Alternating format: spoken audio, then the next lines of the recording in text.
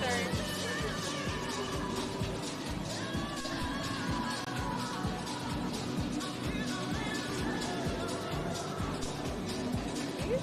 You say it has been tragic. She's home check husband. Here. You can plug it. Sorry.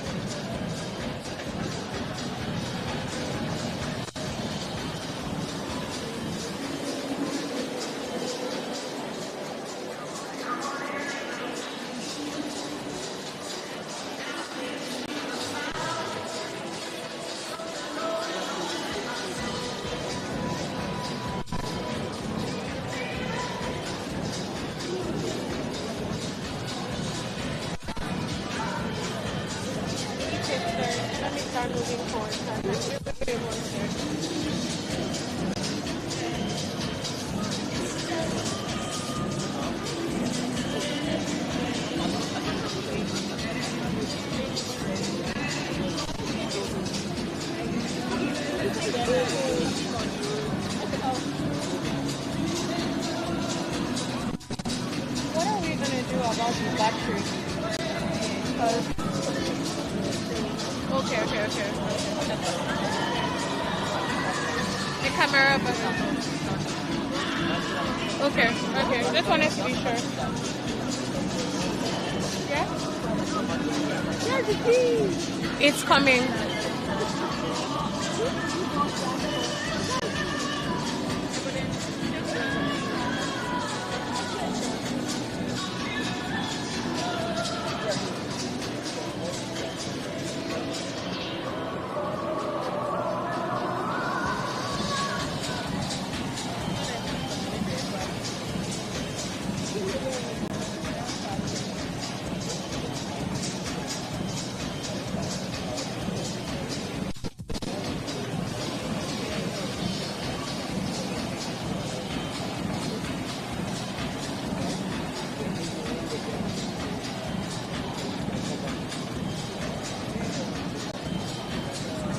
Will there be enough time? To do the intro, no, the intro. Because the next one is supposed to start by 2:30.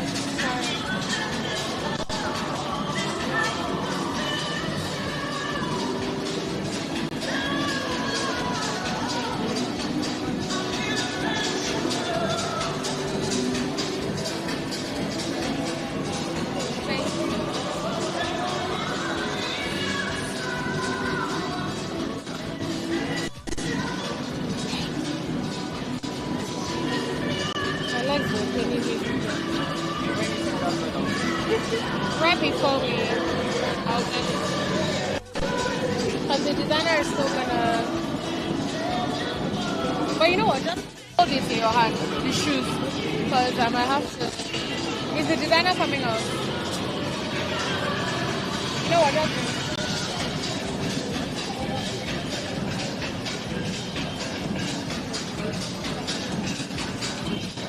Once the designer comes out.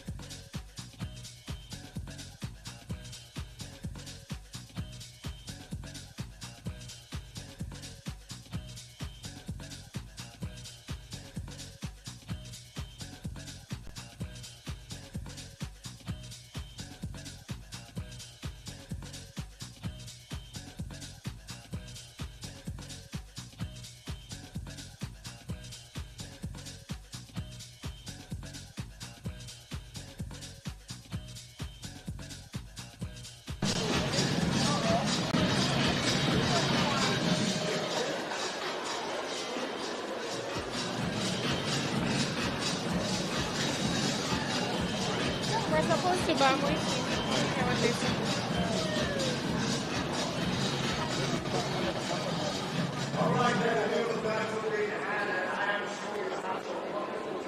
Are you coming on, right?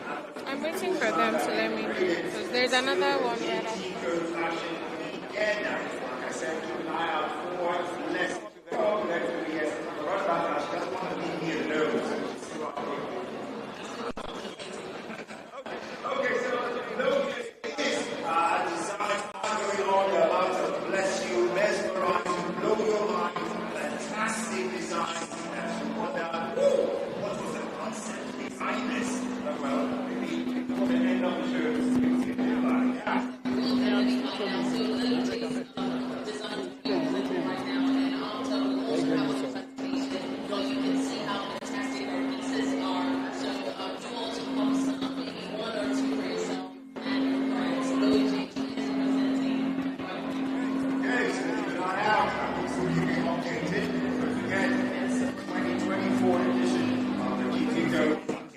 it's coming out now.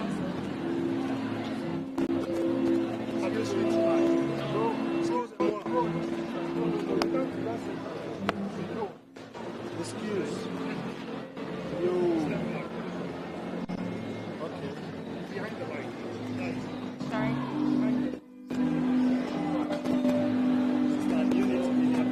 What? Behind the line. Yes, sir. Behind the line. Okay, your camera is right. Yo.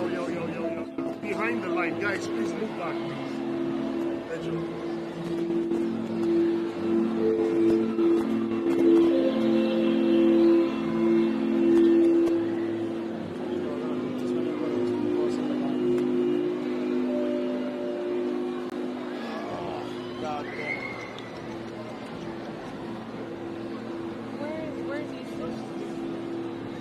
I need my this thing.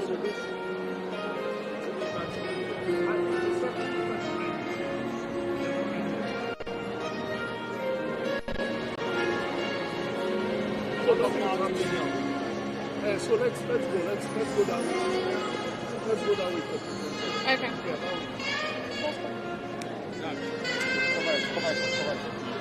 Nothing is happening yet. But wait, hold on. Larry, if nothing is happening, can't we do the intro? We could just do the intro now.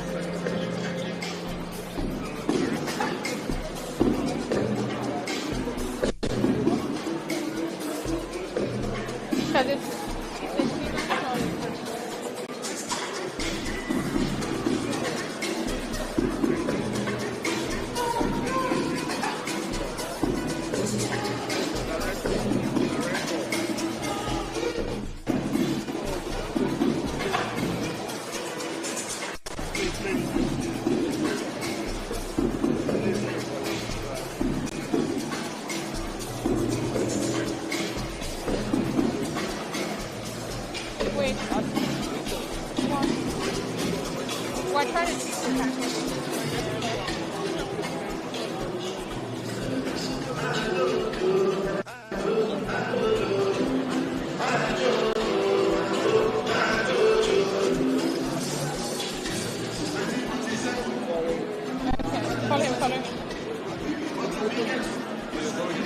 I think so, just wait.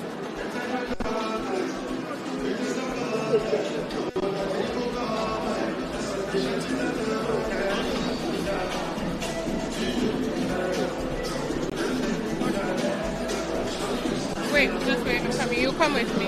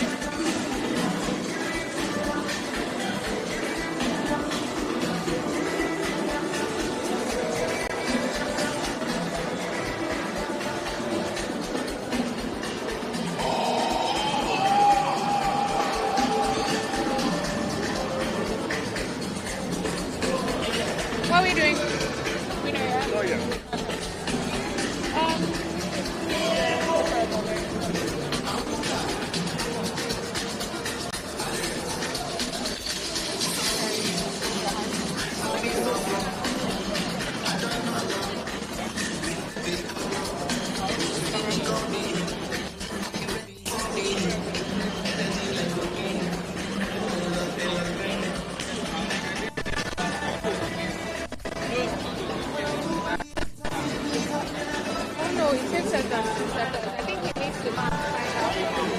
But me, I'm just kind of standing now. We didn't come back so yeah. We were here earlier, yeah, but we didn't come as early as we should have. So we haven't even started the real one.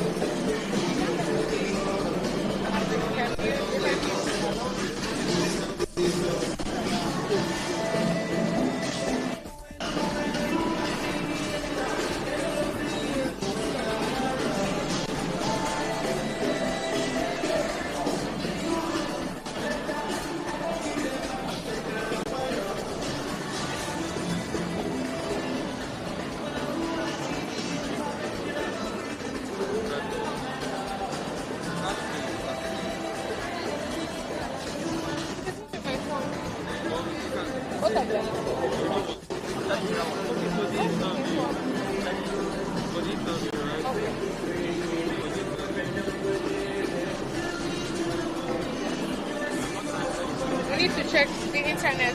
Just help me adjust that hotspot. It keeps disconnected.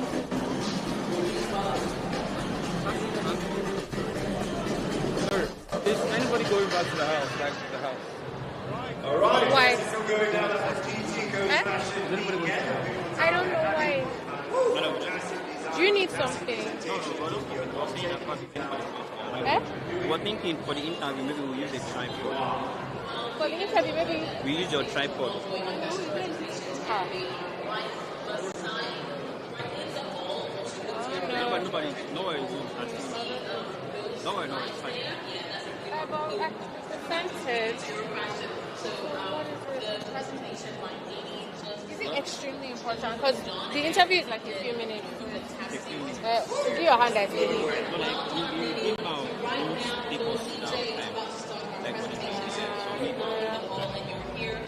Just can bring it right. Okay, I'll see.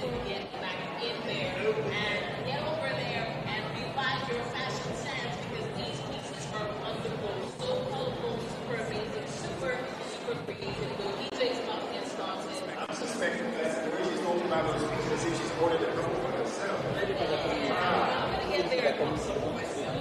think so. Oh, Get over there, go check out the designs, you can comment on. cute. Already. Yes, now it's immediate. Say fast. Sharp gear, let's go. Ciao. Nice one.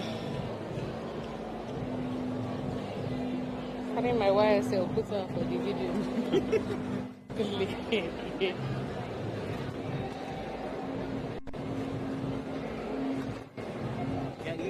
If my belly was this flat, how would I not conquer the world? Make us make it flat. Fuck that shit, man. Have you seen her size? Actually, I think if I used to be skinnier than her, funny enough, yeah. But I was never like, after my aunt died, I got really depressed, and then I just wasn't eating, wasn't doing anything. I would just, so I became, she was like, I think she was 8. We used to wear the same jeans. That's how far it was, yeah. And then because I wasn't eating, I developed ulcer, and that was when I started to gain weight. That's the same I'm telling you. Someone else is coming. There's something is happening. Right, You can't do everyone. That's personal. I know. I'm just No, you can take if you want, but also because we're trying to. and space and also Yeah, exactly. liberate our space. So it's not. You can't take every presentation. You did one. That's okay. Or you can get like 2 looks. Or you know another thing. When it's almost full, you can go there and just take a short clip. You get. Not every book in one but Just when it's.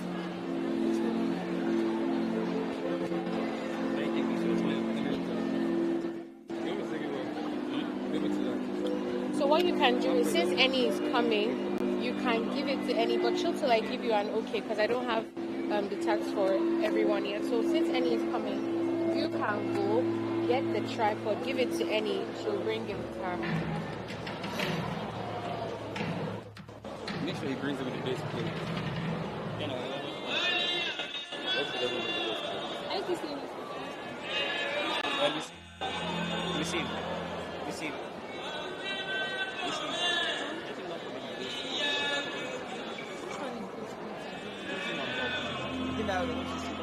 Like Everything yeah, together. it's supposed to be together. I don't know in the same part. Yeah, okay, this is a basic place. So this is a basic place. Yeah, but it's together. Yeah. Everybody, I say they won't blow me. I say Is this where all the like shows happen? if Mama, it's what happens to them anyway. They won't blow me. No, no record. Yeah. Is this happening? It's only Everything happening. What? is happening here. Is everything The happening? walk, like the runway walk, is that happening? This is just a presentation. This is not the runway.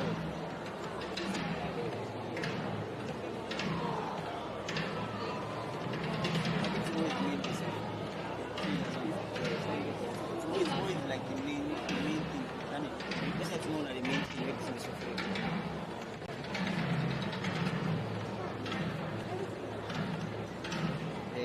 I went to the turbulence.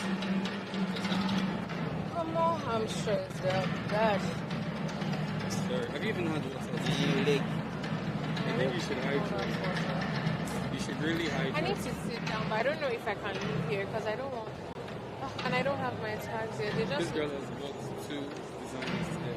Oh, that's how it is. Yeah, who's getting that girl? This one. The lights. Okay. What's the down? Let's. Oh God, I kind of want to go. She wants to sit. I was like, she's still going to like big presentation. She needs to sit. Okay, you want to say any of these places? Yeah. I'm Go sit down. coming. When they're ready, they'll find you. No, it doesn't work like that. Too.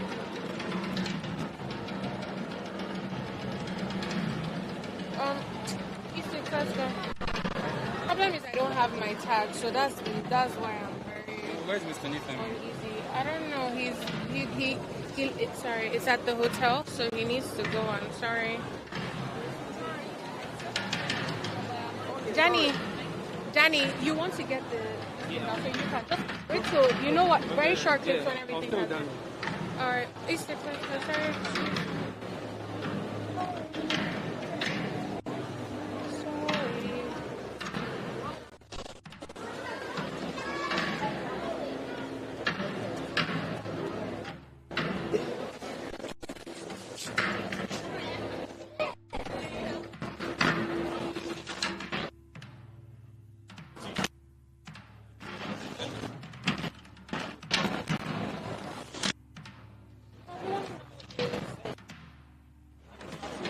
No.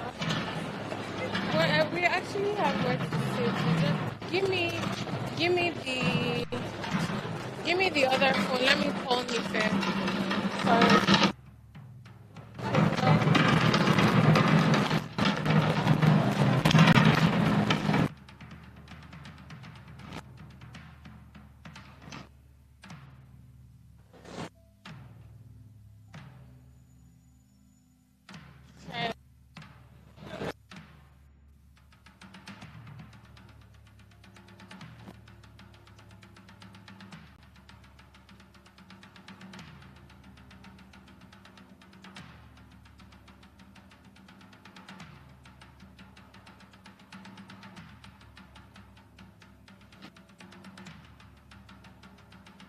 Just gonna sit here and let them.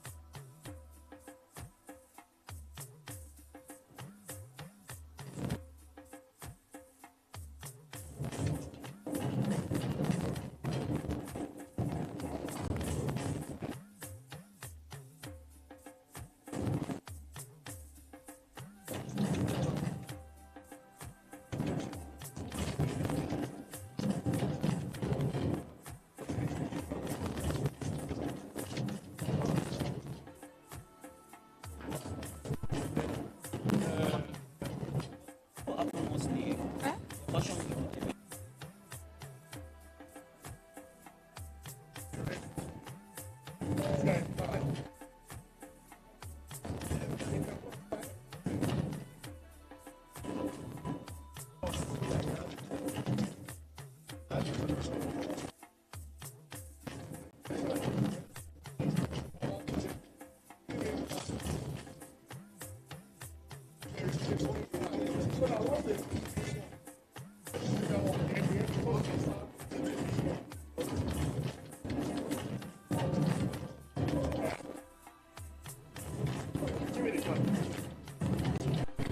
Let me go and give it.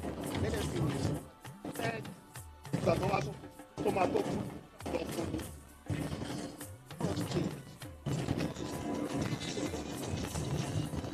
This one's a plan.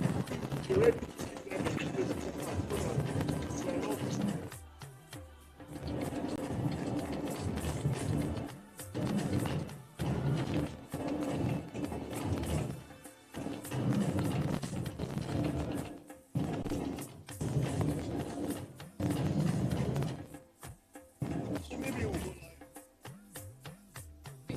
Okay.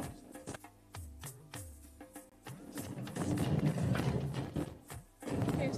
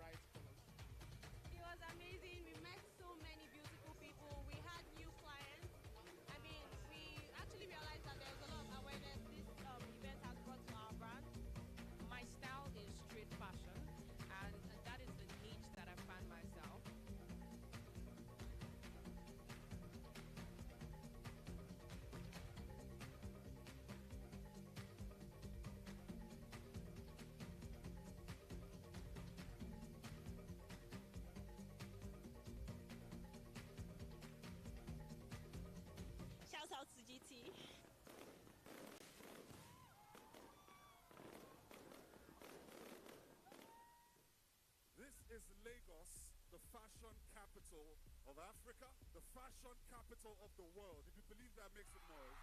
From the vendors, to the presentations, to the masterclasses, to the runway show that eventually closed off the day, we had an array of designers showing us beautiful styles. The models were exquisite.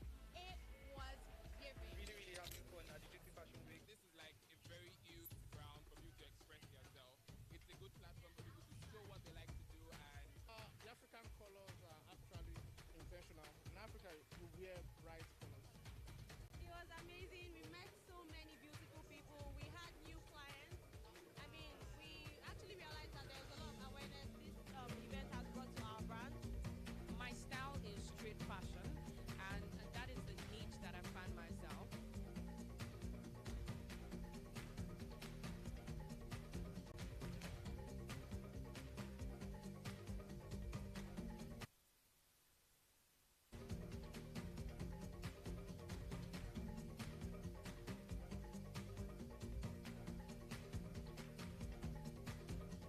Shout out to GT.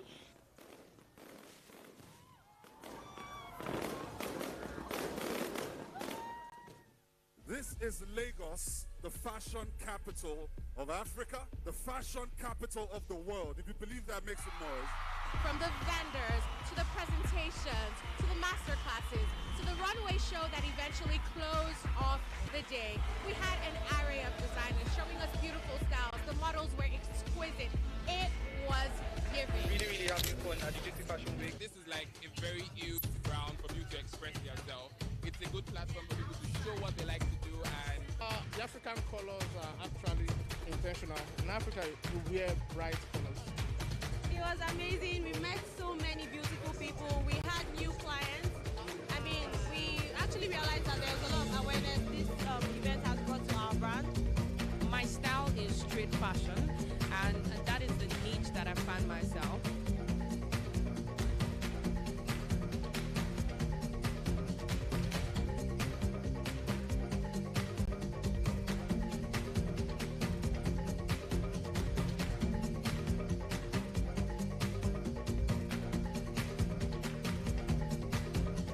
Shout out to GT.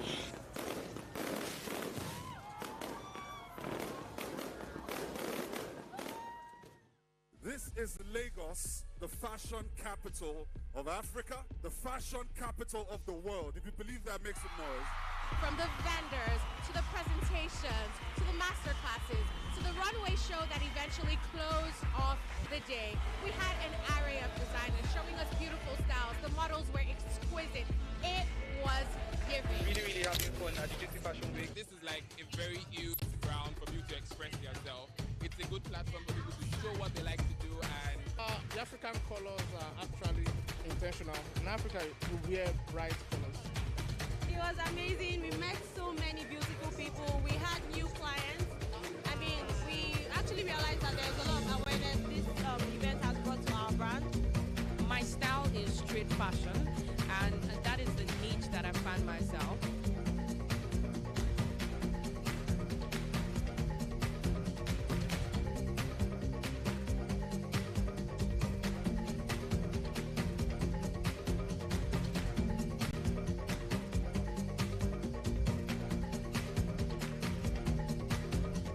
Shout out to GT.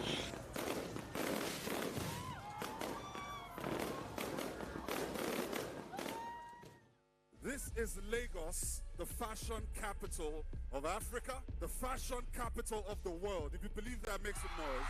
From the vendors, to the presentations, to the masterclasses, to the runway show that eventually closed off the day, we had an array of designers showing us beautiful styles. The models were exquisite. It was giving. really having fun at the GTCO Fashion Week. This is like a very huge ground for you to express yourself. It's a good platform for people to show what they like to do, and The African colors are actually intentional. In Africa, you wear bright colors. It was amazing. We met so many beautiful people. We had new clients. I mean, we actually realized that there's a lot of awareness this event has brought to our brand. My style is street fashion, and that is the niche that I find myself.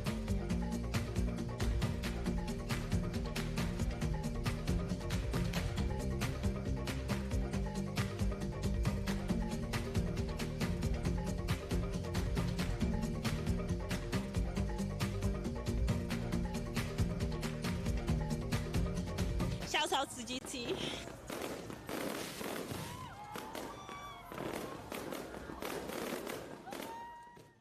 This is Lagos, the fashion capital of Africa, the fashion capital of the world. If you believe that, make some noise. From the vendors, to the presentations, to the masterclasses, to the runway show that eventually closed off the day, we had an array of designers showing us beautiful styles. The models were exquisite. It was giving. Really having fun at the GTCO Fashion Week. This is like a very huge ground for you to express yourself. It's a good platform for people to show what they like to do, and The African colors are actually intentional. In Africa, you wear bright colors. It was amazing. We met so many beautiful people. We had new clients. I mean, we actually realized that there's a lot of awareness this event has brought to our brand. My style is street fashion, and that is the niche that I find myself.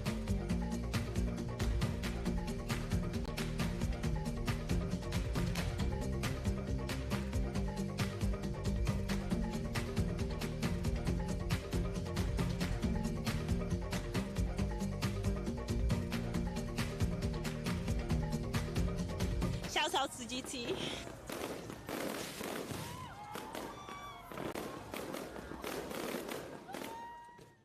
This is Lagos, the fashion capital of Africa, the fashion capital of the world. If you believe that, make some noise. From the vendors, to the presentations, to the masterclasses, to the runway show that eventually closed off the day, we had an array of designers showing us beautiful styles. The models were exquisite. It was giving. really having fun at the GTCO Fashion Week. This is like a very huge ground for you to express yourself. It's a good platform for people to show what they like to do, and The African colors are actually intentional. In Africa, you wear bright colors. It was amazing. We met so many beautiful people. We had new clients. I mean, we actually realized that there's a lot of awareness this event has brought to our brand. My style is street fashion, and that is the niche that I find myself.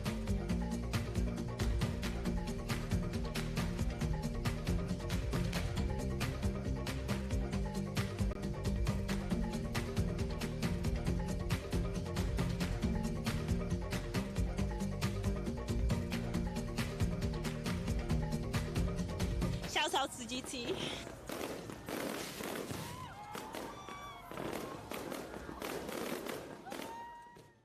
This is Lagos, the fashion capital of Africa, the fashion capital of the world. If you believe that, make some noise. From the vendors, to the presentations, to the masterclasses, to the runway show that eventually closed off the day, we had an array of designers showing us beautiful styles. The models were exquisite. It was giving. really having fun at the GTCO Fashion Week. This is like a very huge ground for you to express yourself. It's a good platform for people to show what they like to do, and The African colors are actually intentional. In Africa, you wear bright colors. It was amazing. We met so many beautiful people. We had new clients. I mean, we actually realized that there's a lot of awareness this event has brought to our brand. My style is street fashion, and that is the niche that I find myself.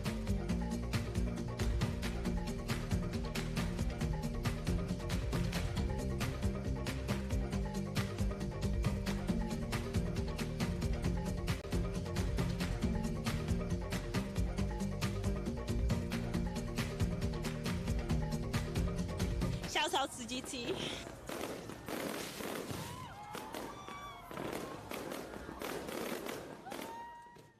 This is Lagos, the fashion capital of Africa, the fashion capital of the world. If you believe that, make some noise. From the vendors, to the presentations, to the masterclasses, to the runway show that eventually closed off the day, we had an array of designers showing us beautiful styles. The models were exquisite. It was giving. really having fun at the GTCO Fashion Week. This is like a very huge ground for you to express yourself. It's a good platform for people to show what they like to do, and The African colors are actually intentional. In Africa, you wear bright colors. It was amazing. We met so many beautiful people. We had new clients. I mean, we actually realized that there's a lot of awareness this event has brought to our brand. My style is street fashion, and that is the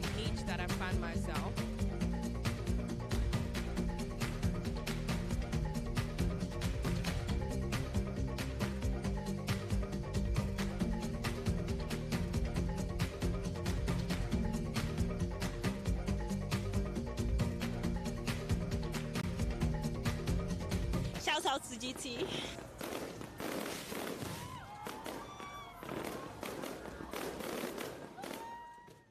This is Lagos, the fashion capital of Africa, the fashion capital of the world. If you believe that, make some noise.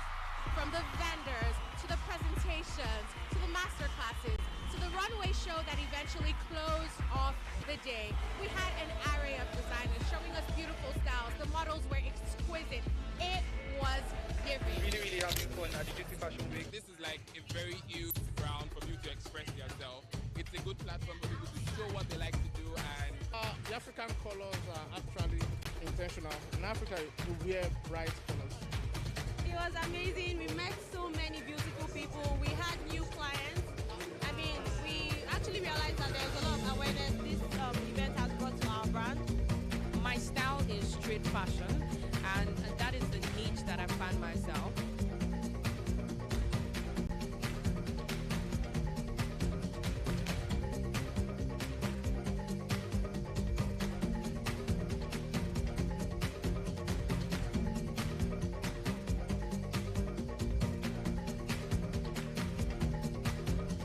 Shout out to GT.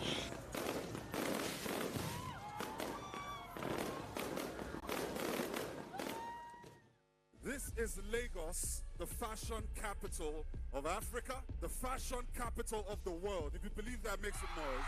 From the vendors, to the presentations, to the masterclasses, to the runway show that eventually closed off the day, we had an array of designers showing us beautiful styles. The models were exquisite. It was giving. really having fun at the GTCO Fashion Week. This is like a very huge ground for you to express yourself. It's a good platform for people to show what they like to do, and The African colors are actually intentional. In Africa, you wear bright colors. It was amazing. We met so many beautiful people. We had new clients. I mean, we actually realized that there's a lot of awareness this event has brought to our brand. My style is street fashion, and that is the niche that I find myself.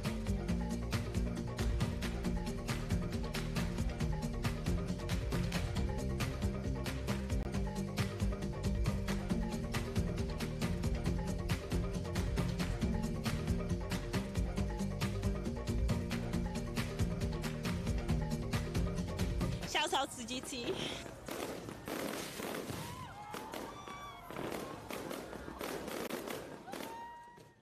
This is Lagos. Fashion Weekend is back. Yes, a beautiful time we are still having right here. Sorry for the break in transmission, but not to worry, because wonderful things were still happening even as we are preparing for the Masterclass, of which, of course, the first one starting by 4 p.m., so you need to be ready for it. Only Car Masterclass, Incubating Talent, Supporting the Next Generation by Lulu Kennedy. Of course, and that is starting at 4 p.m. Lulu Kennedy will be talking on incubating talent, supporting the next generation, and that will start at 4 p.m. to 5 p.m. So 1 hour of insight with Lulu Kennedy. Okay, talking about the fashion exhibition and extravaganza, because I think that's the only word we can use for it. Of course, you're preparing for the designs by Jewel Jamila. It's going to be absolutely mine. I wonder how many outfits Blessing is going to go away with here today. When I saw Louis J's designs, I was just thinking to myself, I think I'm going to leave this place with every single piece that I saw. In every color of the rainbow. In every color. Okay, so earlier we mentioned that you should do well to keep your belongings safe, keep your children safe, and keep your partners safe. But unfortunately, we have an ATM card here, a missing ATM card. Now, I'm not going to tell you the bank. I'm not going to tell you the name on it. So it's your responsibility to find the radio booth, and then you will tell me the numbers on the card. You will tell me what bank it is and when the card was manufactured. Okay. That's right. You don't ask for much now, do you? Not at all. Okay, let's reiterate that the masterclass will be taking place at 4 p.m. And the theme of today's masterclass is Incubating Talent, Supporting the Next Generation. And it will be held by none other than Lulu Kennedy. If you walk in, you take a right and then you walk straight down. That's coming at the entrance. Hit a right and walk straight down, and that's where the Masterclass event will be taking place. You really don't want to miss out on this hour-long event. All right, fashion lovers, it's about time for Jewel Jamila to begin her presentation. So the fashion presentations are still on. In case you're still interested, find your way to the hall where the presentations are happening. Jewel Jamila is about to start her presentation right away, and you don't want to miss that.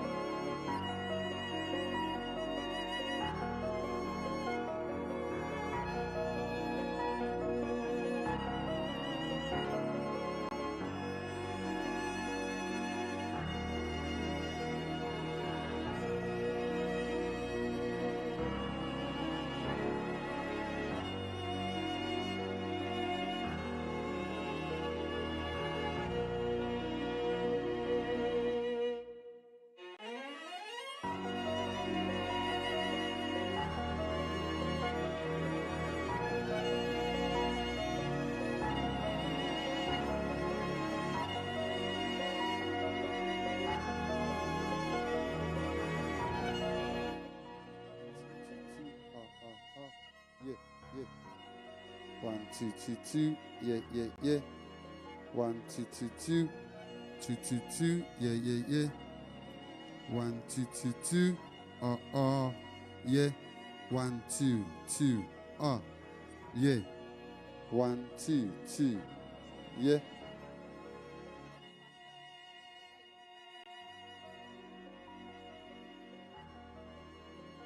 Two, two, two. Yeah, yeah, yeah. Yeah, yeah, yeah. 2, 2, 2.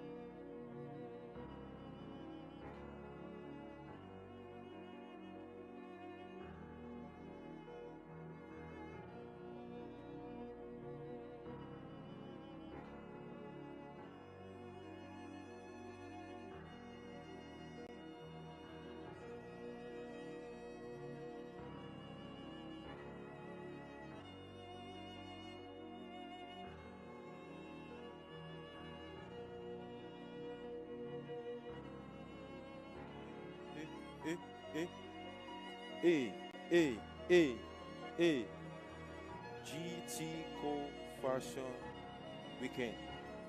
GTCO Fashion Weekend. Check, check, 1, 2.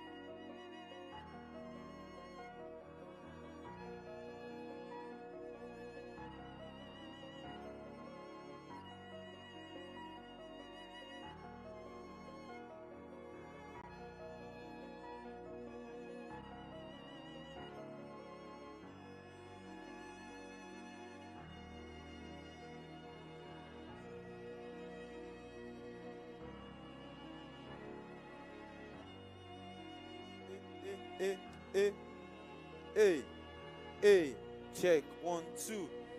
Hey, hey, hey. Check 1 2. Check 1 2. Cuckoo. Yeah, yeah, yeah.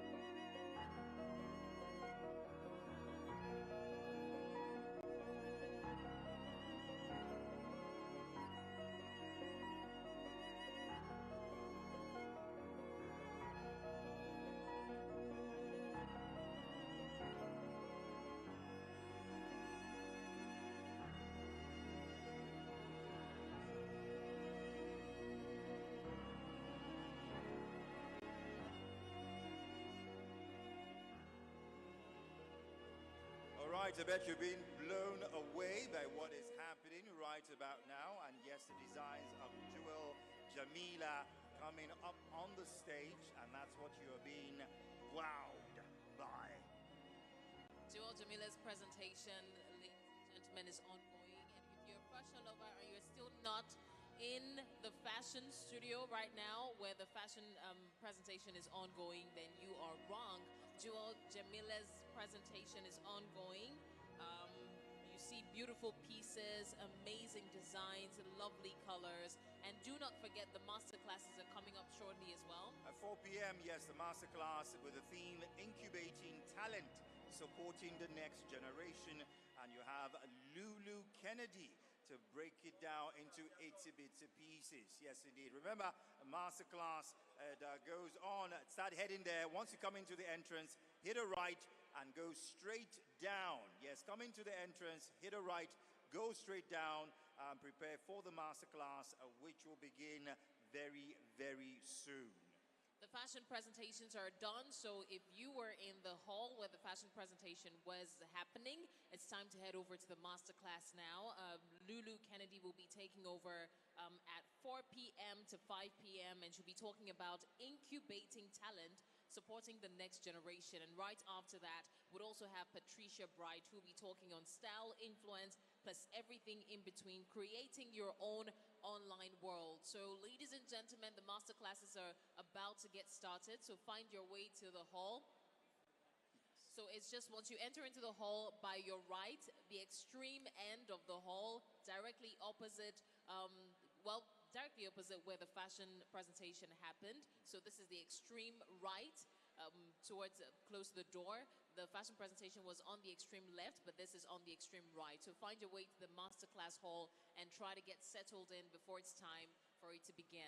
Yes, indeed. Also giving a special shout out to all the vendors who are still bringing their fantastic products. Baby Soke Shoes is here. You need to step over and check out the shoes. Yes, from size 37 to 47, bags of all sizes, prices from 10,000 naira to 42,000. I don't think anything will be left in okay, that's special accounts that Blessing leaves for bags and shoes. She's going to spend all the money in it today. I have already spent the money. That's a little too late. Oh my goodness. Idera Lagos is also having a 15% discount off all fabrics, lace, Ankara, boo-boos, two pieces. Don't forget they are located on the third aisle for shops in front of the radio booth. Yes, just hit a left. You see them.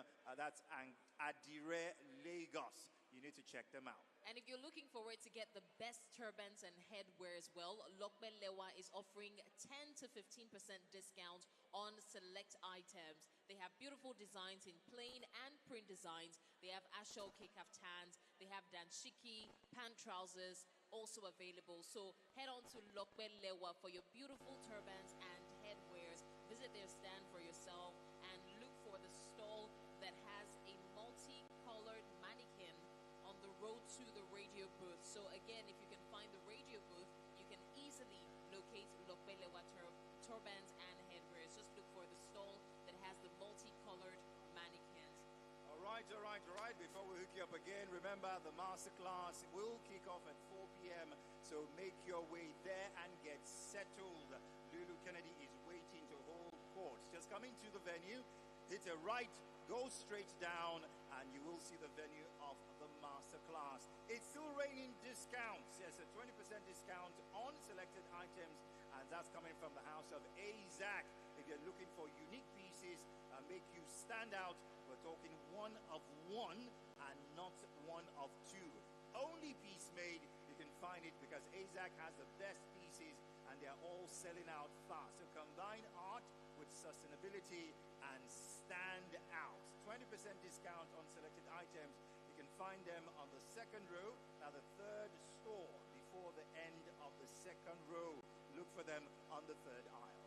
Well, still talking about discounts, we have amazing footwears in the building. We have Shop NNO. They sell handmade platforms, slides, mules, and sandals. So every kind of footwear you're looking for, Shop NNO has it. And they are offering 15% discount and 20% discount when you come to their stall to get yourself some slides, they're located at the mid-third row of the hall. So try to locate shop NNO for your beautiful footwear. And do not forget, we talked about a missing ATM card. Please find your way to the radio booth and tell me the bank, tell me the numbers on the card, the manufacturer of the card, and when the card was made. Like I said, you don't ask for much. All right, yes, masterclass, masterclass, masterclass. And if you look up, you'll see that there's a queue now to get inside. So if you don't get in, well, I don't want to say that you might actually miss out on having an opportunity of a lifetime. Remember, it kicks off by 4 p.m. And the theme for the masterclass is incubating talent, supporting the next generation. And it will be held by Lulu Kennedy. Yes, Lulu Kennedy. It's 4 p.m. Come into the hall, hook a right, go straight down, and you will find the venue of the masterclass. Yes, be ready to have your mind opened up and blown away. All right? Yes, it is the 2024 edition of the GTCO Fashion Weekend. And there's this dreamy look in Blessing's eye. I'm wondering what outfit she's taking on. You know? She's thinking of baby Soke shoes. I'm dreaming about those shoes. I mean, day one is already blowing my mind. I can't imagine what the rest of the day and day two will look like. And I'm honestly just so eager to see what's happening in the masterclass. If you're postponing or procrastinating going for the masterclass, let me just tell you that the hall is about to be packed. You can see the queue. I can see the queue from where I'm standing. So the masterclass hall is about to be packed. And guess what? We're talking discounts and freebies, and the masterclass is not left out because there are goodies for the first few persons who would get there and get settled in on time. So please, if you are here for the masterclass, it's starting at 4, but you're advised to find your way into the hall and get settled right away. We'll have Lulu Kennedy at 4 p.m. on the dot, speaking on incubating talent, supporting the next generation. There's so much more to fashion, and you are about to find out how fashion and talent will support the next generation. So if I were you, I would make my way to the masterclass hall because the hall is about to be packed. There's a queue in front of the hall in case you're having difficulties locating it. It's just by the right from the entrance. Just walk straight down to the extreme end and you will find the masterclass. And if you can see the radio booth, then you definitely can see the masterclass hall. All right, so get in there and make sure you are in line to get the goodies and, of course, to blow your mind when the masterclass. Don't leave it till too late, because if you look at the time right about now, we have about 20 minutes to 4, and the seats are already getting filled up. So go in. There's already a line to get into the masterclass. And you know they say time flies when you're having fun. Yes, so time is about to fly by. It evaporates. So get over there right now. Get the benefits of the goodies and also the benefits of the masterclass, and you'll be glad you did. Here's some music to usher you in, and we'll give you more info as the time goes by. Don't go anywhere.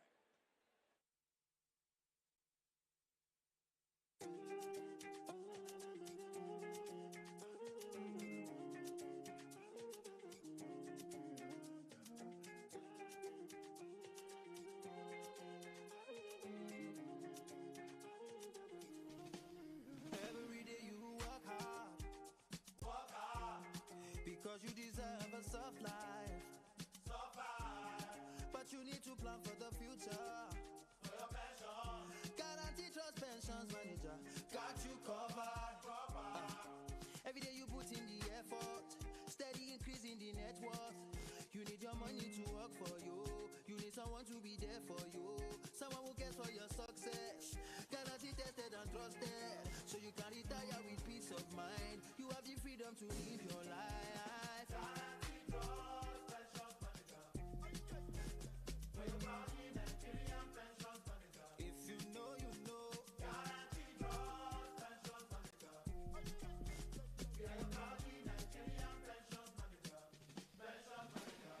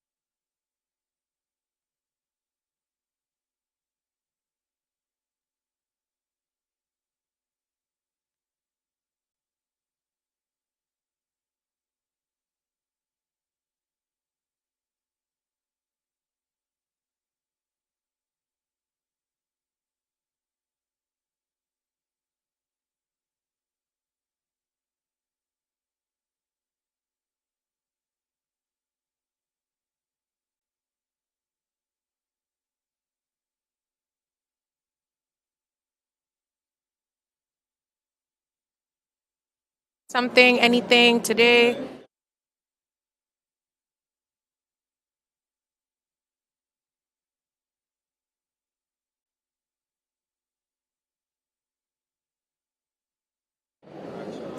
It's the 2024 iteration of GTCO Fashion Weekend, and I have to say, this one knocks it out of the park.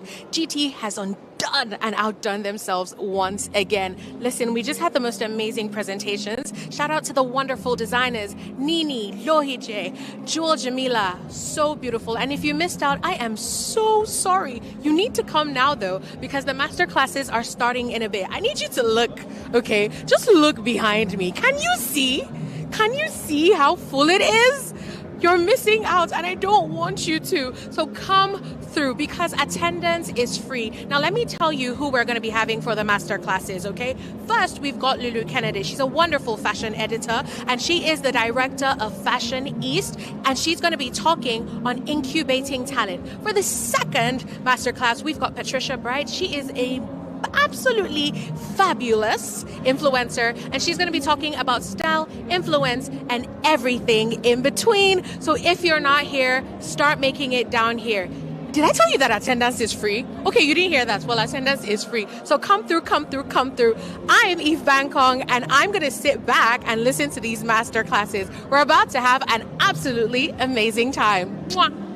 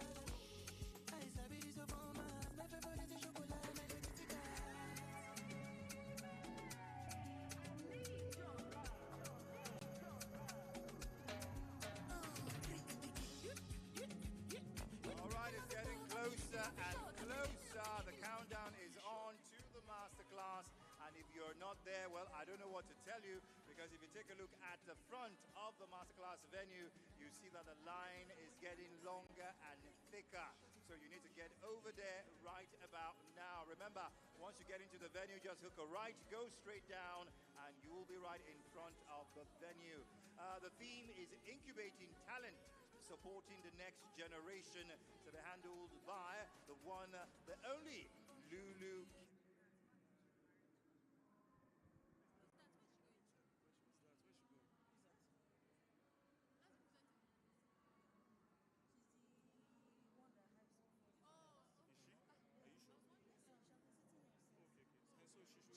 Are we clearing this space? Yes, everybody needs to be here. Talking on incubating talent, supporting the next generation. And if I were you, I would be in the hall already. But if you're not, then you've got like a few more minutes to make up your mind. Yes, indeed. And remember, you might get the feed later on, but there's nothing like being there for yourself to pick up the nuggets that you need in this masterclass. So make your way over there right about now. The countdown is on. You have about 8 minutes to get in before it kicks off at 4 p.m. exactly. Incubating talent, supporting the next generation, and of course, so much for you to get in this masterclass. So make your way over there. Like I said, the line is moving. You still have a chance to get in before, you know, it begins. So get over there to the masterclass right about now.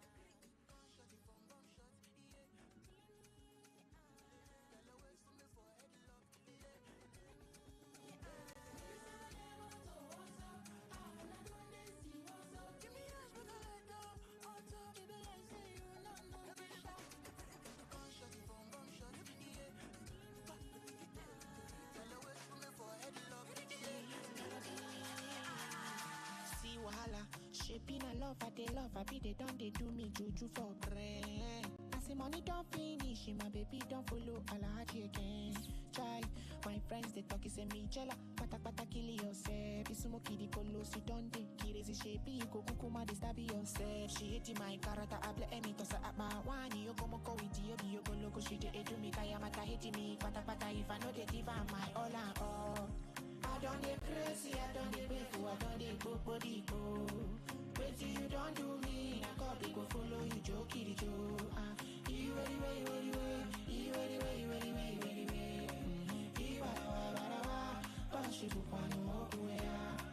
I don't get crazy, I don't get painful, I don't get go body go. Wait till you don't do me, I copy go follow you, Joe, kitty Joe. You ready,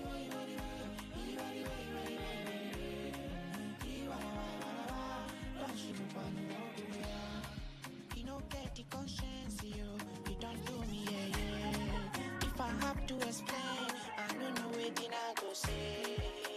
And my head, and my everywhere go to shake. My body come out with the sweat. Now when you go, if you tell me say you did for me, it will be nice on it. I know we'll be the first to get killed. We know they try for me. Pass what they need for me. Make you no cause we get. Before we sit and preach each other, make I tell you I see the beat of the oh, girl, your body nice, I check. You should be with a guy like me. Don't see no be fight that day. Bring your body close to me. The boys, then I look your body. See my down low, baby. Don't see no be fight that day. Bring your body close to me. I'm waiting on the roadside for Kushaya. She not because she find the real need to love. I'm going to leave kids, go on and follow ya. If I'm believe kids, now you sabi do this thing. Or I'm let her watch this string, she like to just me. I love her when she kiss me. Taba she talk and see skits. And stay with me, don't come and go. She's too fine to eat tomato. let me be your commando. Baby, for me, love, pity, Orlando. Baby, just sorrow. Me, I don't me, I'm a man. For me, need face tag, I'm a bank on. Anywhere you go, baby, just jolo. Your body nice, you should be with a guy like me. No sin, no be fight that day. Bring your body close to me. The boys, then I look your body. See my down low, baby. No sin, no be fight that day. Bring your body close to me. I'm waiting on the roadside for Kushaya. She not because she find a real need your love. I'm going on leave kids, go on me follow ya. Yeah, I'm belly kids. Now you start to do this thing. Or I'm a left to watch this string. She like to just me. I love her when she kiss me. Never should talk and this kids. It's Kill FIFA.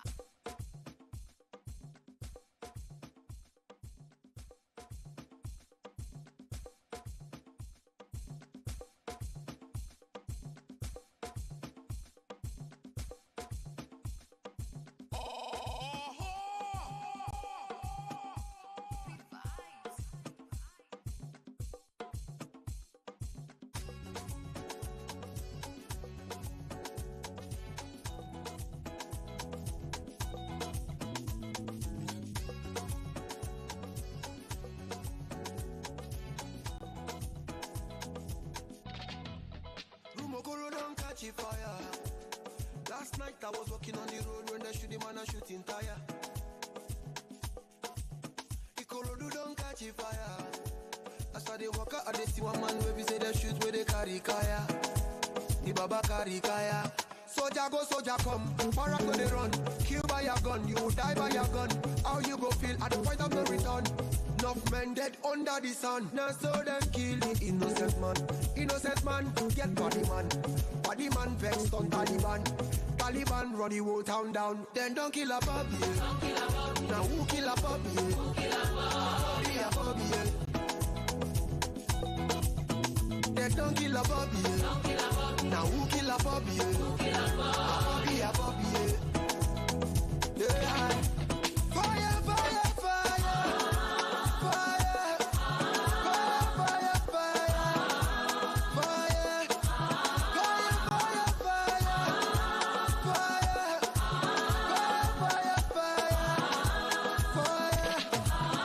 Oh, she me big bing, my body dey bing, my body do me bing bing.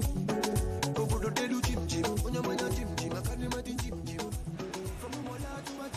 All right, ladies and gentlemen, the doors to the masterclasses are now shut. The masterclass will be starting at 4 p.m. on the dot with Lulu Kennedy, a fashion editor speaking on incubating talent, supporting the next generation. The door is now shut.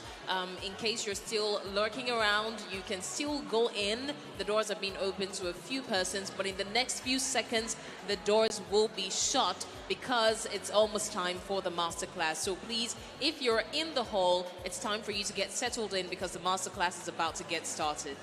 All right, let's also let you know that you can print your instant GTCO MasterCard at the GTCO stand by the entrance. Yes, print your GTCO MasterCard as your ATM card in just minutes. 2 minutes, 3 minutes, and you'll have your card instantaneously. So go over there. If you've lost your card or you want a new one, well, you can print your instant GTCO MasterCard at the GTCO stand. That's by the entrance. As soon as you come in, you'll see them there. Walk over and print your GTCO MasterCard. That's your ATM card in mere minutes. Yes, go do that. If you didn't make it into the masterclass, well, I'm sorry. But then, of course, well, there might be a reprieve for you because I see a line in front of the venue. So you might still have an opportunity to get in if you make your way over there now, right now. You have a few more seconds. In fact, I'm talking milliseconds, basically, because the doors will be shut very, very shortly so that the masterclasses can begin immediately. It's almost, it's time. Yes, it's 4 o'clock already. So get ready to learn and unlearn those fashion hacks that you learned from 5 Minutes Hacks on Instagram. It's not going to work for you in 2025. Yep, 60 minutes, Lulu Kennedy, a masterclass, that's what it's called. All right, we're going to turn it up for a bit. DJ is right here and is going to ensure that you have a wonderful experience. You've been having one so far. We're going to maximize that at the 2024 GTCO Fashion Weekend. It continues. Don't go anywhere. Hello, everyone. How's everyone doing? Okay, nice. This is so wonderful. It's beautiful to see everyone filled up here. Now, the masterclass is starting in just a few minutes, okay? Probably in less than a minute. But I need everyone to stay in their seats because when it starts, we can't afford for it to be rowdy. So everyone, please just stay in your seats. If you stand up, you will lose your seat. If you leave, the doors are not going to be open till the next masterclass. So you can get the best out of the experience, please remain sat. Do not stand up for any reason while the masterclass is going on. Just sit tight, wait a bit. The masterclasses are going to start in just a bit. Thank you. You all look wonderful. Thank you.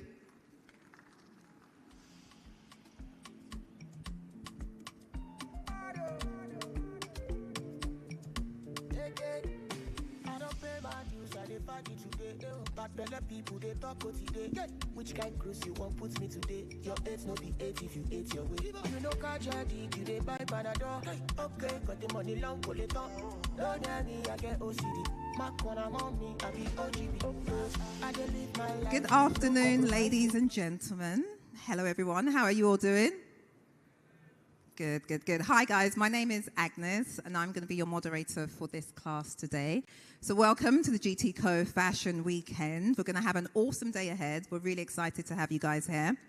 So the first masterclass of the day is going to be by a lady who goes by the name of Lulu Kennedy. Now, Lulu Kennedy is an iconic figure in the global fashion scene. She has been named as the fairy godmother of British fashion. She's amazing. And she's here today to basically talk us through her journey so far. She has championed and nurtured some of the most amazing standout fashion designers in the world, which I'm sure most of you would have heard of. And so we're really excited to have her here with us today. Ladies and gentlemen, kindly welcome to the stage the incomparable Lulu Kennedy. You can do more than that. Come on. Woo! Hi, Lulu. Thank you for coming. Very awesome to have you here. Lulu Kennedy, everybody. Hi, everybody. Welcome to Nigeria. Welcome to Lagos. Thank you. First I time love here? it already. You love it already. It's my first time, and honestly, the welcome has been unreal. So thank you, everyone, for making me so welcome. It's a real privilege to be here. That's awesome. We're very happy to have you here. So let's get down to it. Okay. So I guess you could say that you didn't choose fashion. Fashion chose you.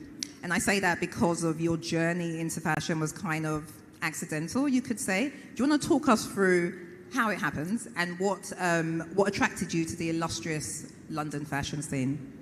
Yeah, so you're correct. I didn't have a fashion background, no training. I actually worked in music and nightlife. And I'd always loved fashion, but had never thought I could see myself be part of it. Because for me, it was this very distant world of glamour, luxury, all the things that I couldn't afford. And my background was putting on parties, and, you know, I'm still to this day a very casual kind of girl.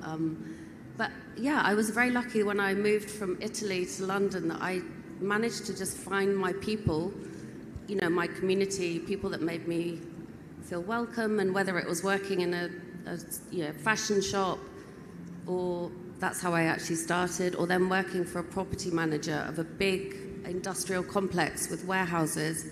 I just kind of didn't really plan and just kind of followed my instinct and surrounded myself with positive people and became very inspired by local creatives.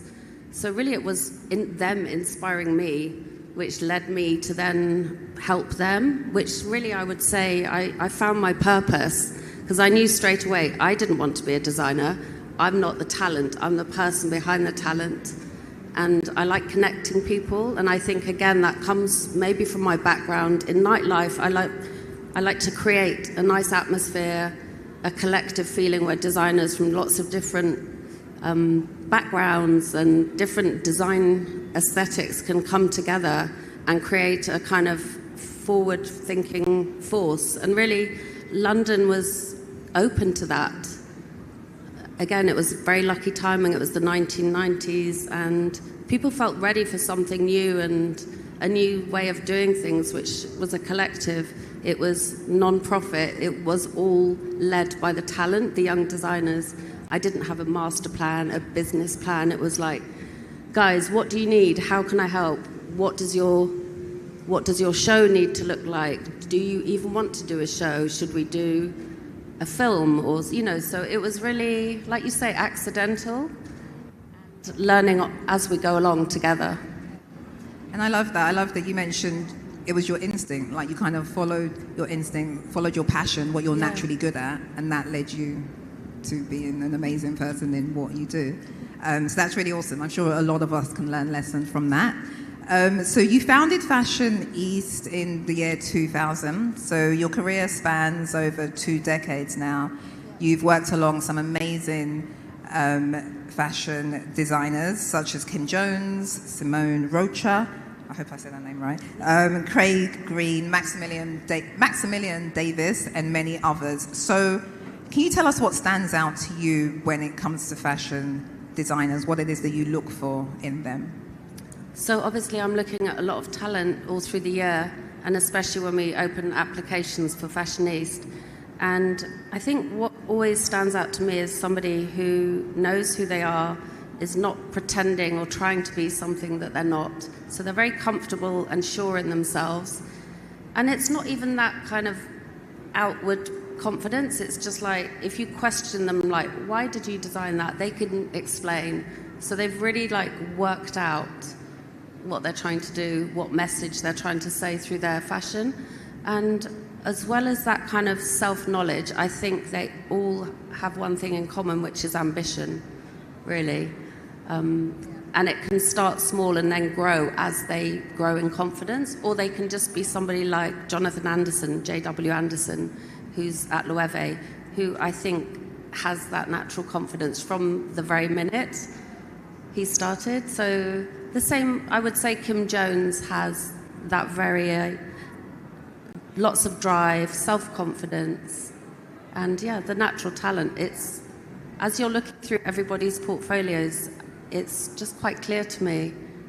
And I think most people, if they were to look at all the portfolios I look at, might, I don't know how to describe the common thread, but it always jumps out for me. That's amazing. Can you just break it down for us exactly what Fashion East does for these designers once they come into your fold? So we select usually 3 designers, sometimes for per season, women's wear, men's wear.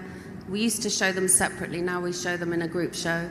And we really hold their hand through the whole process of starting their business, because many of them are straight from college, straight from university, and we teach them like how to put your team together, everything from glam, music, art direction, to get ready for the show. The show is usually the focal point, but then behind the scenes, we're also doing a lot of mentoring. So we might be connecting somebody to a buyer from a store that is somebody that from the industry that we know. So there's a lot of introductions. We also give a bursary, a grant that designers can spend on their models, fabrics, seamstresses. And then, yeah, I think that's kind of what we mainly do. We work with Nike, who are our commercial partner. That's the sponsor that we work with. But other than that one sponsor, it's pretty free. People can work in their own way, at their own pace. That's amazing. Thank you for taking us through that. And I wanted you to explain that because of the next question. So you have been dubbed as the fairy godmother of the British fashion scene. You've also been dubbed as the UK's version of Anna Wintour. Yeah. So I wanted you to take us through what it is that you do so we can kind of understand why those descriptions were given in the first place. So do you think those are accurate descriptions of what it is that you do? And what do you think about those comparisons as well? I think they're very, very funny, because if you know me, you know I'm nothing like Anna Wintour. And yeah, I've also been compared to Simon Cowell because I think I am very honest and straight talking, but and I am a talent scout, I suppose, but I don't really like those comparisons. I like to stay in the background. I'm not that, main character energy. I like to be in the background, pushing my designers to be the main character. It's funny. It's a funny name that they've given me, the fairy godmother, because I can't make or force those designers to do the work, to make the right decisions. I can only encourage them, pass on my knowledge, and hope for the best and encourage them. But really, it's up to them, isn't it? I can't make magic happen. Absolutely. You mentioned for my previous question in terms of what you look for in a designer, but in terms of talent, of course, like you said, when you see it or when you see them, then you know what it is. Again, going back to your instinct. But I'd like to know, in terms of character, what type of people do you like working with? Over the years, I've worked with so many different people with different personality types, and people from different backgrounds. Some struggle a lot more with the role of being the designer, and sometimes I even suggest to people, would you not be happier working in a big team at a big house on a nice salary? Because it takes a lot to have your own brand. As some of you may know, it's a lot of pressure, all eyes on you. When it goes well, everyone's like, great. And when it's, you're having a hard time, there's nowhere to hide. It's something that I worry about with our young designers, that we put them on the stage before they're ready. So we try to be very careful who we choose, when we choose to put them on the platform, because it's a lot of eyes. So sometimes we say to people, we love your work, but please go away and let's help you put a team together and prepare for the season after. Not this season, you're not ready. So we do a lot of that. And in terms of, again, the work that Fashion East does, how unique is your organization in terms of incubating, supporting these designers? Are there a lot of organizations like that, especially in the UK? And how important is it that Fashion East exists? I think it's very important, and that's always been what the designers tell me. And when they say, if one day they stop saying we're important or relevant, then I'll stop doing it, because I'm doing it for them as much as me. So, yeah, there are some good organizations. We're one of the ones that actually give people money, because there's a lot of companies now that are starting to give back, especially since 2020. There's been a lot of people saying, let's help from diverse backgrounds, and giving a small, grant can help, I think, a lot. So sometimes people don't need a show, they need mentoring, so they need legal advice. So, I mean, there are some good organizations coming through, and our one is the main one that helps people get to the British Fashion Council support scheme. So we're like the stepping stone between university and the main, British Fashion Council. Yeah, okay. And I was going to ask you about the other support that you give the talent, such as, your network, also just like business skills or like finance skills. How important is it for designers to understand that side of the industry? Sorry. Yeah. It's so important. I mean, some designers feel it might be the boring, non-glamorous side of what they do, but I just say to them, if you will just please sit and listen, maybe with a really experienced buyer, look at your collection, look at your prices, have a chat about your manufacturing, then maybe we can save you some really hard lessons, because nobody really creative might want to sit down and actually have to look at the numbers and be told you're going to run out of money in 3 months. It's not nice, is it? But also you have to face those realities if you're running a business. If you're being a designer to raise your profile to then go and get a fabulous job, then you probably don't need to worry so much about the business side. Or, you might diversify from being a designer into being a stylist. I've seen that happen. So there are different routes. But if you want to be a designer and have a brand, you've got to look at the business, or have somebody on your team, if you can make that happen, that takes care of that side of it, so that you can just do the fun creative. That's very rare to find, though. That person who can support you. It's Okay. the dream person that everybody's trying to find. That and somebody that can manage all the production, actual clothes, which is also a big headache. At least in the UK, I'm not sure if everywhere is the same, but in the UK, especially since Brexit, we have a lot of problems. So I do want to open out the floor to questions. So maybe we'll just take a little bit of a break from my questions and see if anybody has any questions in the audience at the moment. Or if you want to get yourself, maybe I'll just give you a heads up to let you know that I will be opening up for questions. So if you have questions, please get them ready. But we do have one at the front here, and we have another one at the back, actually, and one over there, and one over there. Okay, we have a few questions. Do we have a microphone for the audience, please? It'd probably be easier for someone to get one to them.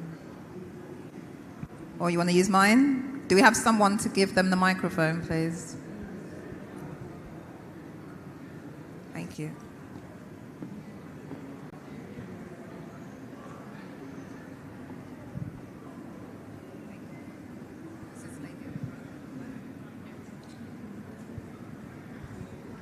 Hi. Can designers have multiple seasons at Fashion East? And if so, how many times can they do it? Yes, some designers will be ready to fly the nest, as I call it, after 1 or 2 seasons. But, you know, those are quite exceptional designers, Maximilian Davis, for example. Other designers might need the full 3 seasons that we give of support, and sometimes even 1 extra.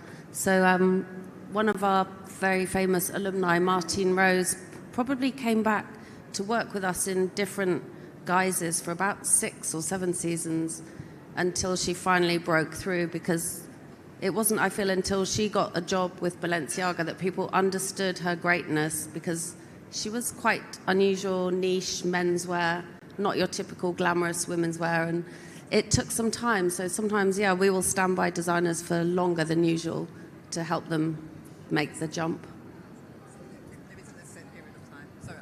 So there isn't a set period of time for each designer if you want them to be returning, that's fine. Okay, cool, thank you. We have another question at the back. There's a gentleman in a grey suit at the back. If we can get a question from him, please. Thank you.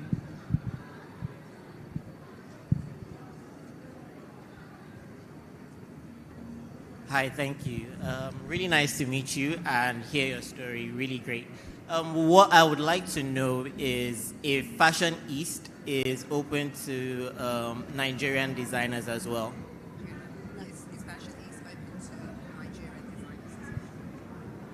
Actually, until now, we've only operated in the UK because we're a very small team with small resource. I know from the outside, Fashion East may seem a big organisation, but it's actually really not. So we have limited ourselves to working with UK-based designers for logistical reasons. Actually, this season we just had somebody from LA who came as a guest designer, not on the runway. She's actually a footwear designer, Kitty Shookman. So we did a static presentation with her, and that was actually our first international guest. Thank you. I hope that answers your question. So hopefully Lagos and Nigeria will be on your radar soon. Yeah, that would be awesome. Okay, let's take one more question, and then we'll come back to my questions, and then we'll open up the floor again. There was somebody on this side. Where's the lady with the microphone? We will come back to questions, so if you don't get your question asked now, please just keep it ready, because we will come back. Thank you.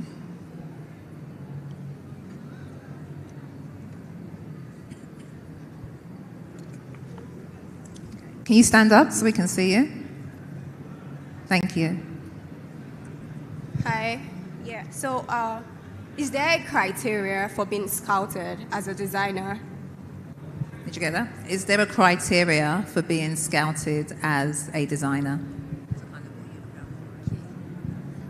We actually have very, very flexible, open criteria. We base it on what people are asking. When you apply online, there's a selection process of static, runway, photography, lookbook, or film. Those are our usual 4 areas that, or ways that we present designers' work. So if somebody is applying for catwalk, but I can see that their work is too, unready, then obviously they won't come through for catwalk, but we might consider them for photography or lookbook or something. We like to take it easy with people, but we don't have strict criteria like you must make 20 outfits, you must have 1 stockist, or you must have this many followers, or you must have gone to university. It's a lot more flexible than that. Thank you. Thank you. Thank you. Okay, I'll go back to my questions, and then we'll open it up to the audience again. It'll be great to get that microphone back, please. And also for when we do open it up, if we can get another mic for the audience, that'll be awesome. Thank you. So Lulu, I was just going to ask, so of course the majority of your designers currently are from London or from the UK. So London is known as obviously a very cosmopolitan, multicultural city. How much does other cultures influence the London fashion scene because of the multiculturalness of the city? Oh, without doubt, over the time I've been looking at fashion, I would say the UK is super influenced by outside. Like in the 90s, everybody was doing like New York style hip hop, and then later in the 90s, it was like Italian glam, the supermodels, the Versace look. There's always outside influence. We're a tiny island. Okay, there's a lot of cultures within England or Britain that are influencing design, but I would say a lot is coming from the outside, and more so now. I feel things are opening up. People are more open to see newness, and there's more, it feels to me, and I might be biased, but it feels like there's more focus on young talent. There's more schemes, look at the LVMH prize.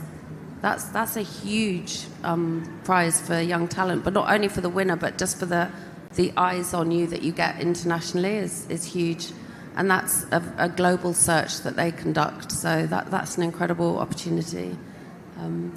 But yeah, I think we are definitely influenced at all times. I would say we're not so keen on looking Paris chic. I think we're a little bit more punk. And that might be my preference again. But I do think we're more casual. We're more, we're fun. I agree. And so talking about other cultures and how fashion is, I guess, done in other parts of the world, are you familiar with any African or Nigerian designers, perhaps some that have influence in the UK, or just some in general that you know about? I mean, obviously I'm going to mention our girl Moa Lola Ogunlesi, who I'm wearing, who is an incredible international breakout talent, I would say, and multi-talented across music, fashion. She's a huge inspiration to me, such a strong person who really understood early on how to really stand out. I went to her graduation show, and she had done a whole kind of narrative. You could see the characters, the way she did her stills photography. She was really bringing Nigeria to the world, and to this day I think her impact can't be underestimated. She's huge for me, and especially as a woman, being so strong and bold and brave. And I mean, the other designer I'm really inspired by is Kenneth Eyes. I was hoping he might be in Lagos this weekend, but he's not. He's somebody I think is super interesting. But I mean, no, I'll be honest, I don't know enough. I need to be educated, please. I'm sure the guys here will be willing to do that. And now that you're here in Lagos, I'm sure you can pick up some, knowledge about them. Okay, and so you touched on this in your previous answer. How important is storytelling and culture when it comes to fashion design? Do you think that designers who lean more into their individuality and their background tend to stand out more? I guess you do, because that's what you kind of just said in your last answer.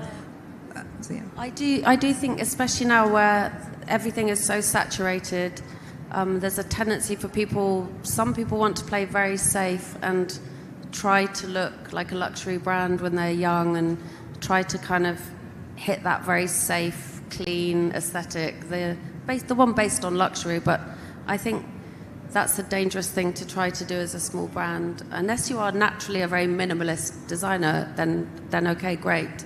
But I do think it's the brave ones that will show their personality, their background, tell their story through the clothes, through the way they photograph their clothes, through the friends or celebrities that they choose to dress as well. I think a lot can be seen from how somebody does that, and how they might interact and interface with music and art, I think is really interesting. Obviously, Grace Wales Bonner is another incredible designer that we're very proud of, one of our alumni, who I think from the very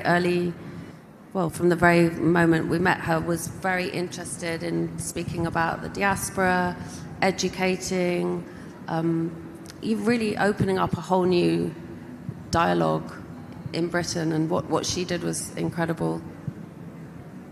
Thank you. I'm sure we have many designers here in the audience. And so I would like to know, like, what advice, I know you've been kind of giving advice throughout this masterclass, but it'd be good to know what advice you have specifically for any designers that may be here who are up and coming, who are trying to get noticed, and what kind of tips would you give them? I do think it's about being very, very purposeful and curating the look of your, maybe social media, if that's how you're going to be noticed. Being very strategic. The look and feel of your brand digitally, I think, is more and more important. But there's nothing like also in real life interactions.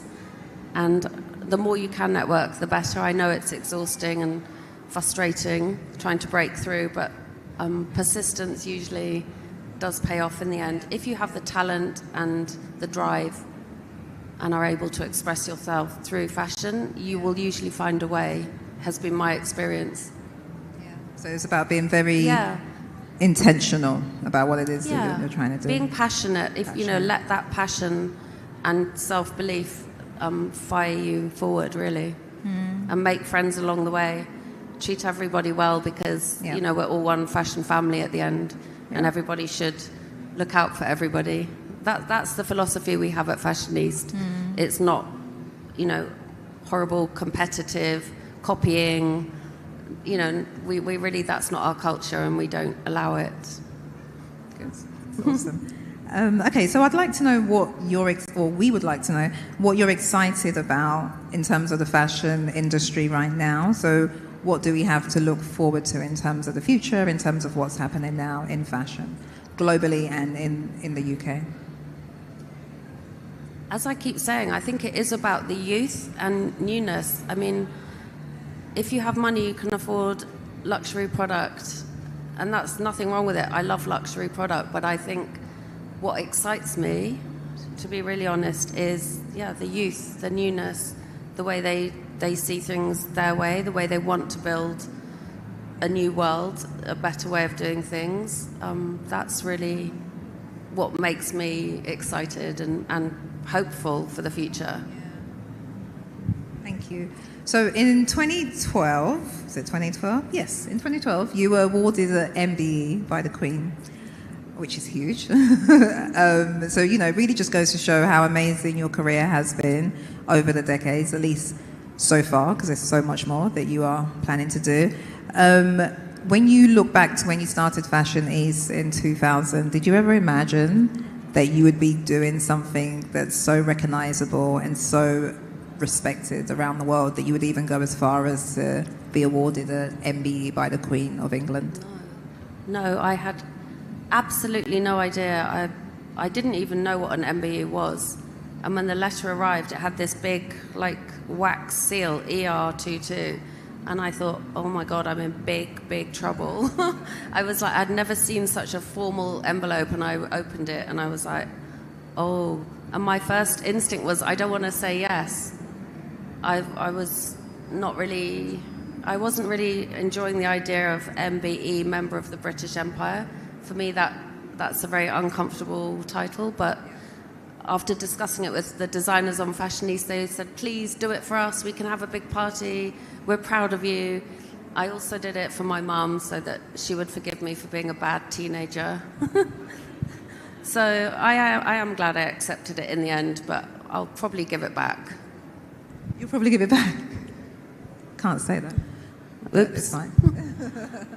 One day. One day, okay. Well, I guess like you said, in terms of adding more publicity and promotion to what it is that you do and to your designers, it was a way to let them enjoy the platform that you've received, right? It was a moment of celebration, Yeah. and once I had accepted it in my head, then I was said, okay, let's make it a beautiful day, and you know, for everybody to enjoy that we've come this far. It was a moment. I don't mean to sound ungrateful. It's just uncomfortable, but yeah. I've never really needed or wanted that kind of validation from the powers that be, but let's say it was nice anyway. Good. It was nice. Accept your flowers, right? Accept your flowers while they're being given. While they're I have difficulty with that. I'm actually naturally quite shy, and I don't like the spotlight to be on me. So I would always rather be passing the flowers. Yeah. But yeah, thank you. It's awesome. Okay, so what would you like to see more of in the fashion industry today? I think people working together. I think the people with the money being more Robin Hood, giving back, starting up foundations, grants, schemes that can support, because really that's the right thing to do. And it is something that I am happy to see more of happening. In London, I would love to see more manufacturers coming together with designers, and maybe more of a vetting process for investors, so that as young designers that have really got traction start to scale, that they can be introduced to somebody that's already been vetted and that we know is good, and that's how you really can build these really big, powerful brands that stand the test of time. It's funny you say that, because you think of like the UK fashion scene, at least compared to hair, and you assume that things like financing and marketing and all the other areas are just like a given. Like the designers get those things and they have the money. Once you're recognized to a certain extent, the money comes.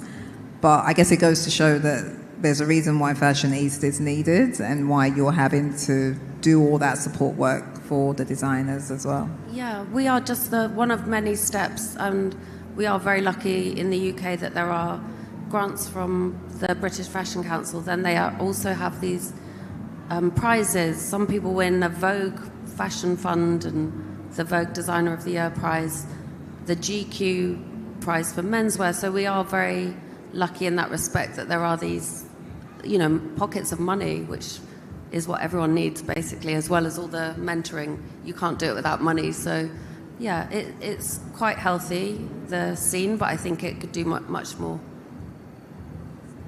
Okay, and so moving back to the fashion side of things, can you give us any fashion tips for this season? Of course, you're from that world, and so you're able to see what's in now or what is about to come in. So do you have any fashion tips for us right now?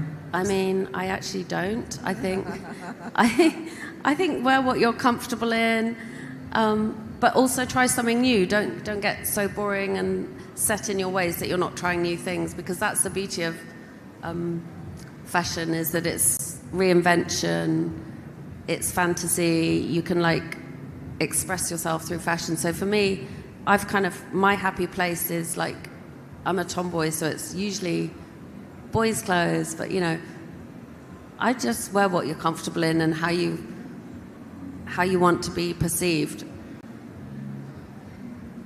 That sounds like good advice to me. Okay, so while you've been at the helm of Fashion East, you've also found time to own your own line. I know you had Lulu & Co. You were also previously the editor-at-large for Condé Nast's biannual Love magazine. And as well as all of that, you're also a mum. So with all these hats that you wear, first of all, how do you juggle them all? And also, what do you enjoy doing the most? There was a time when I thought I could do it all. That was before I was a mum, a single mum. So I then realised, actually, no, I have to focus. So I actually let my own brand go. We had grown far too fast, and it was a real headache with finance and investment because, so I did the classic thing that I tell all my designers not to do, and we grew too fast, accepted very big orders from stores, struggled with finance to fulfill the orders, stressed out my mind. We closed that, and then I focused. That was around the time that my daughter was born, and I just focused on Fashionista. After that, I also stopped working at Love magazine. So I did just prioritize my true passion, which is Fashionista, although I did really learn a lot from being at Love and from having a brand, because I think the kind of knowledge that you get from being in a different part of the fashion industry all feeds back into how you operate and the knowledge that you can pass on to designers. So I don't regret any of it, but it was impossible for a moment. That's a very honest answer. I should pretend that I managed it all effortlessly, but I would be lying. No, and I love that you're very honest about it, because that's the reality, really, right? That you can't have it all, at least not at the same time. You can't do it all at the same time. You have to prioritize what's important for you at that moment. Okay, so you have been credited with the feat of single-handedly putting London back on the fashion map. That's what I've read. So you've achieved so much over the past 2 decades so far. What is next for Lulu Kennedy? Well, that's a huge compliment to say that I've changed the course of fashion, was it? Yeah, like you've kept London on the fashion map. Without the work that you do, London probably would have fallen off the fashion map. That's an amazing quote. I don't know where that's from, but that's an incredible honour to have been part of London's journey. You know, the resilience we've been through, the lockdowns, economy crashes, all of these things that we know about, all the designers deciding to go to show in Paris, and you know, we just keep doing what we're doing. We believe in it, and I don't really look up from my work because I'm busy to think about the bigger picture of, oh, isn't it amazing what we've done? I'm always just thinking about next season, the designers that we currently work with. But I mean, next year will be our 25th anniversary, which we must mark somehow. Thank you. So yeah, we will probably stop for a second to take stock of that big old number and try to, you know, do something not only celebratory, but something, if we can, meaningful. I've always had a dream that because I work with a property developer, which is my partner in Fashionista, if we had another property developer that wanted to give us almost like a creative hub where we could have studios, you know, some resources to do photography, even a shop, a small retail shop, that would kind of be my next dream. So to just do more for the designers and for London, and to create a great space for people to come to. You know, what I'm seeing here is incredible. We don't have something like this in London of this scale that's, you know, that's supporting in the way that GTCO is. So yeah, this is an inspiration as well for me. I think it's about having a space. People say do an exhibition, do a book. I want to do something more useful. Sorry, that's very boring, but that's what I want to do next year. Yeah. That's awesome. And it's not about you. You want to do something that's going to help others, which is amazing. Okay, I'm going to open the floor up to more questions, if that's okay with you. Okay. Do we have a microphone now on the floor? Okay, awesome. Do you want to start with the gentleman in red, and then we'll come to the front? Thank you. Hello, Lulu. Check. Hello, can you hear me? Hello, can you hear me? Okay, awesome. I wanted to ask you, Lulu, what has been the most difficult aspect of your journey in the last 25 years? And how did you flip that into a victory that you've learned from? Interesting question, thank you. I feel 5 years ago was a very tough time. And that would be just before lockdown. Is that right? 5 years? Almost. About 4 or 5 Yeah, in my personal life, I had a lot of problems with my mum. She was passing, so that was already difficult. And then it was lockdown, and I was homeschooling my kid who did not want to be homeschooled. And I wondered if Fashionista would, manage to survive. And luckily, there was some government money that enabled us to keep our job. Otherwise, we wouldn't be here. And then we had to find a way, to not let down the designers that we had already enlisted. So we said, what can we do? We can shoot in the studio, lookbooks, films. And we did some beautiful work with the designers that we had at the time, Nancy Dejaka, Maximilian Davis.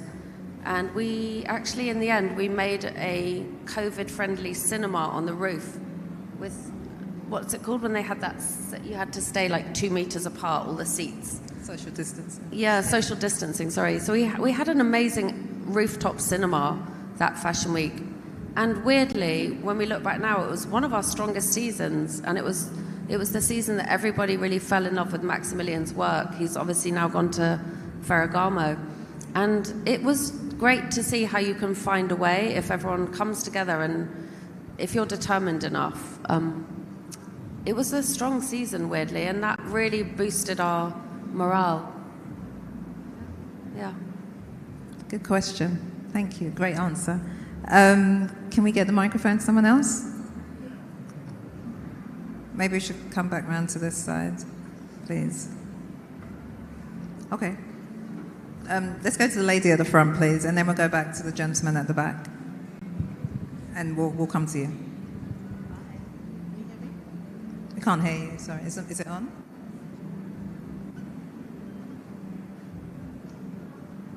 The microphone's not on. Could you help her, please?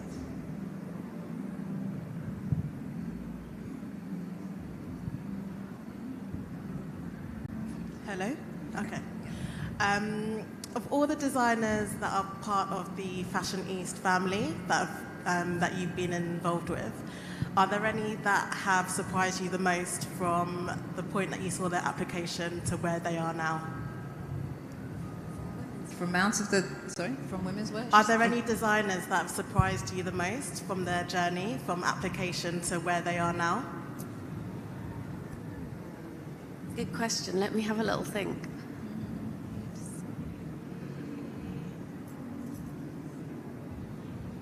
I do think, actually, Nancy, to bring it back to Nancy, because she was she had one aesthetic and was very scared of breaking away from her aesthetic. It felt like her safety zone. And then we paired Nancy together with a stylist who really encouraged her to not only broaden her range of clothes, but also, try it on a girl with short hair and flat shoes, and she gave it that kind of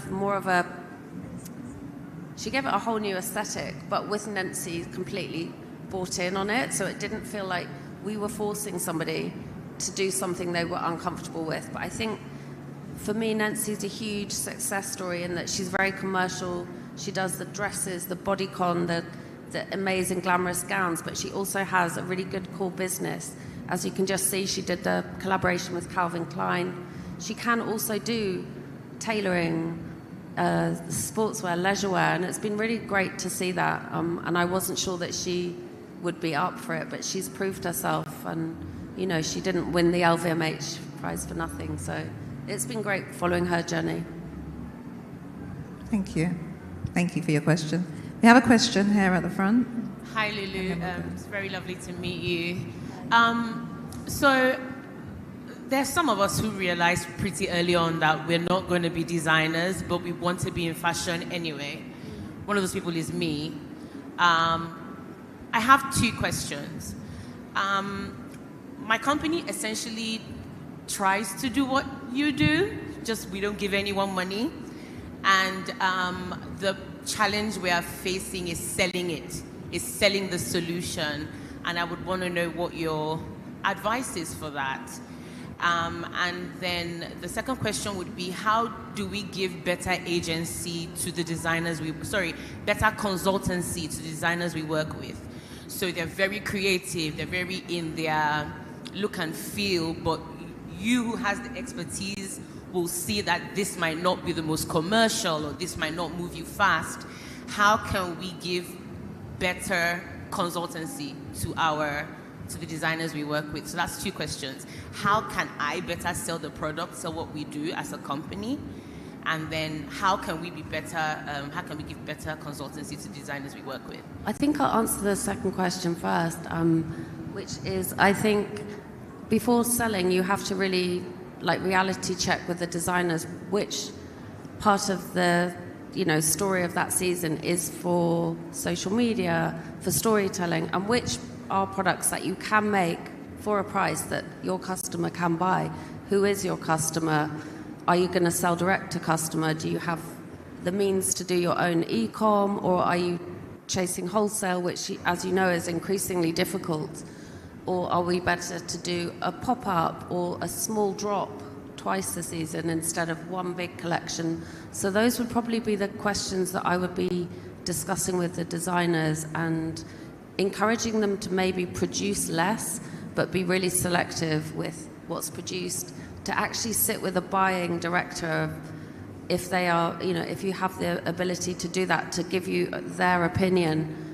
We've put together a panel of people that include stylists, buyers, educators, even designers themselves. Some of our alumni really kindly sit on our panel to advise the designers so that we also obviously have editors who can give the press opinion, but for me, if it's about selling, I really think sitting with a buyer, and it's horrible work and it's unpleasant, to have these difficult conversations, but if you do sit with a designer and say, baby, you're not going to sell that t-shirt for this price because my research shows me that your competitor is producing it better and promoting it better for half the price. I mean, it's a horrible thing to do, and we do that, so I know it's not easy, but I do think honesty, but also not to completely break people and then not help them find a solution, because that's just, you can't sleep at night, you feel terrible, right? So it's working together and seeing who you can bring in. Usually people, if you ask them, are willing to give half an hour of their time and to come and give their opinion, and the designers that we work with are so grateful. I think it kind of feeds back into the energy, and then the mentors are really happy that they offered some time. So it gathers its own energy. It's difficult though, especially now with selling. I appreciate the question. It's not easy. Thank you. Thank you. Okay, can we go to the lady here in the middle with her hand up? Thank you. Yeah, the one closer to the edge. Yeah. And then we can take the gentleman in front, and then we'll come to you. Hi, Lulu. I currently own a handmade leather bag brand that is fully exclusive with my own designs. So my question to you is, how can designers that are based in Africa break into the international landscape and markets? Thank you.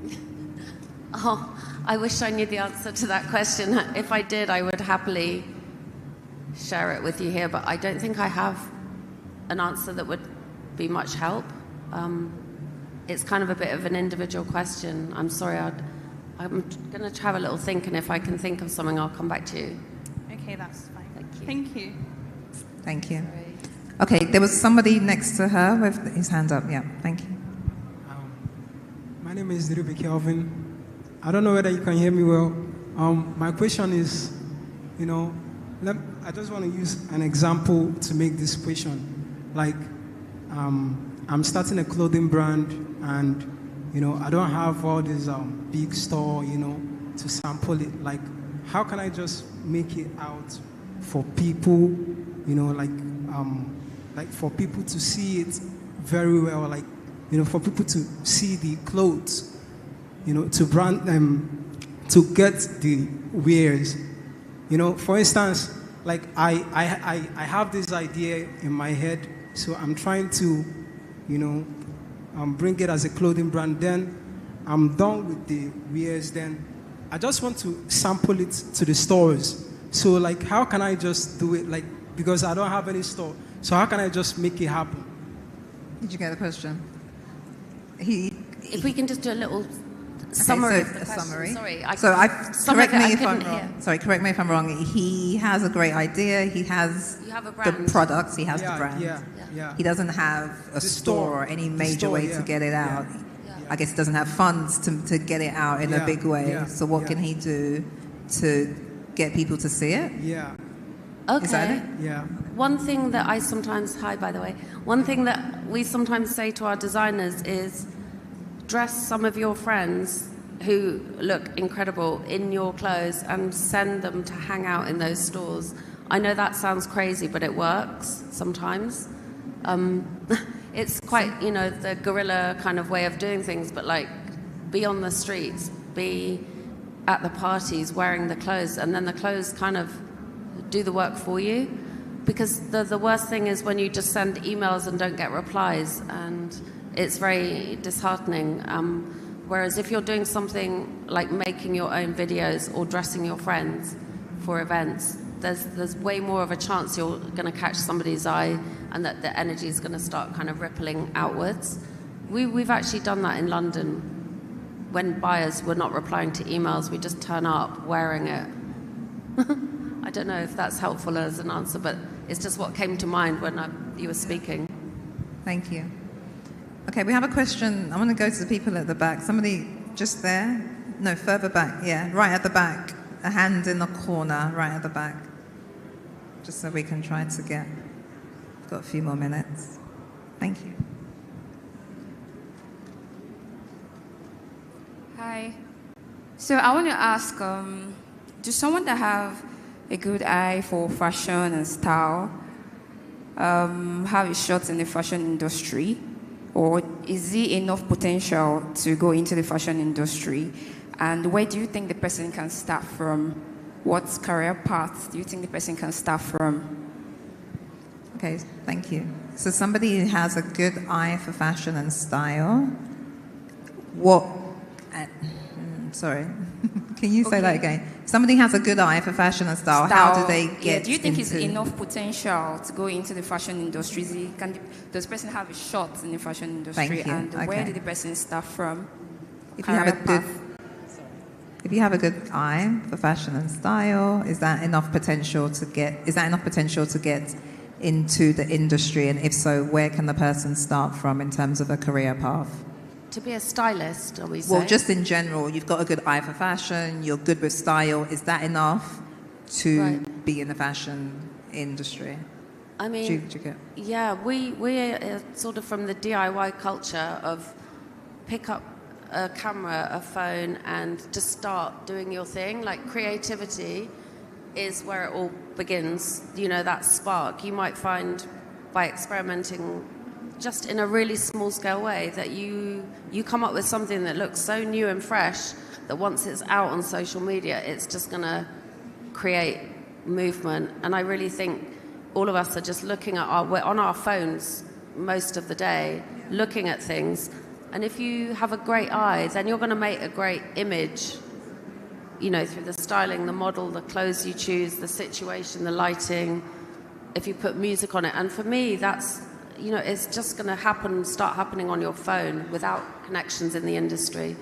You don't need to have gone to college or know the right people. You can just start. And I do always think it's better if you start together with friends that can help each other and you can come up together. And we see this happening in London. There's a group of friends of ours that I've watched come up together.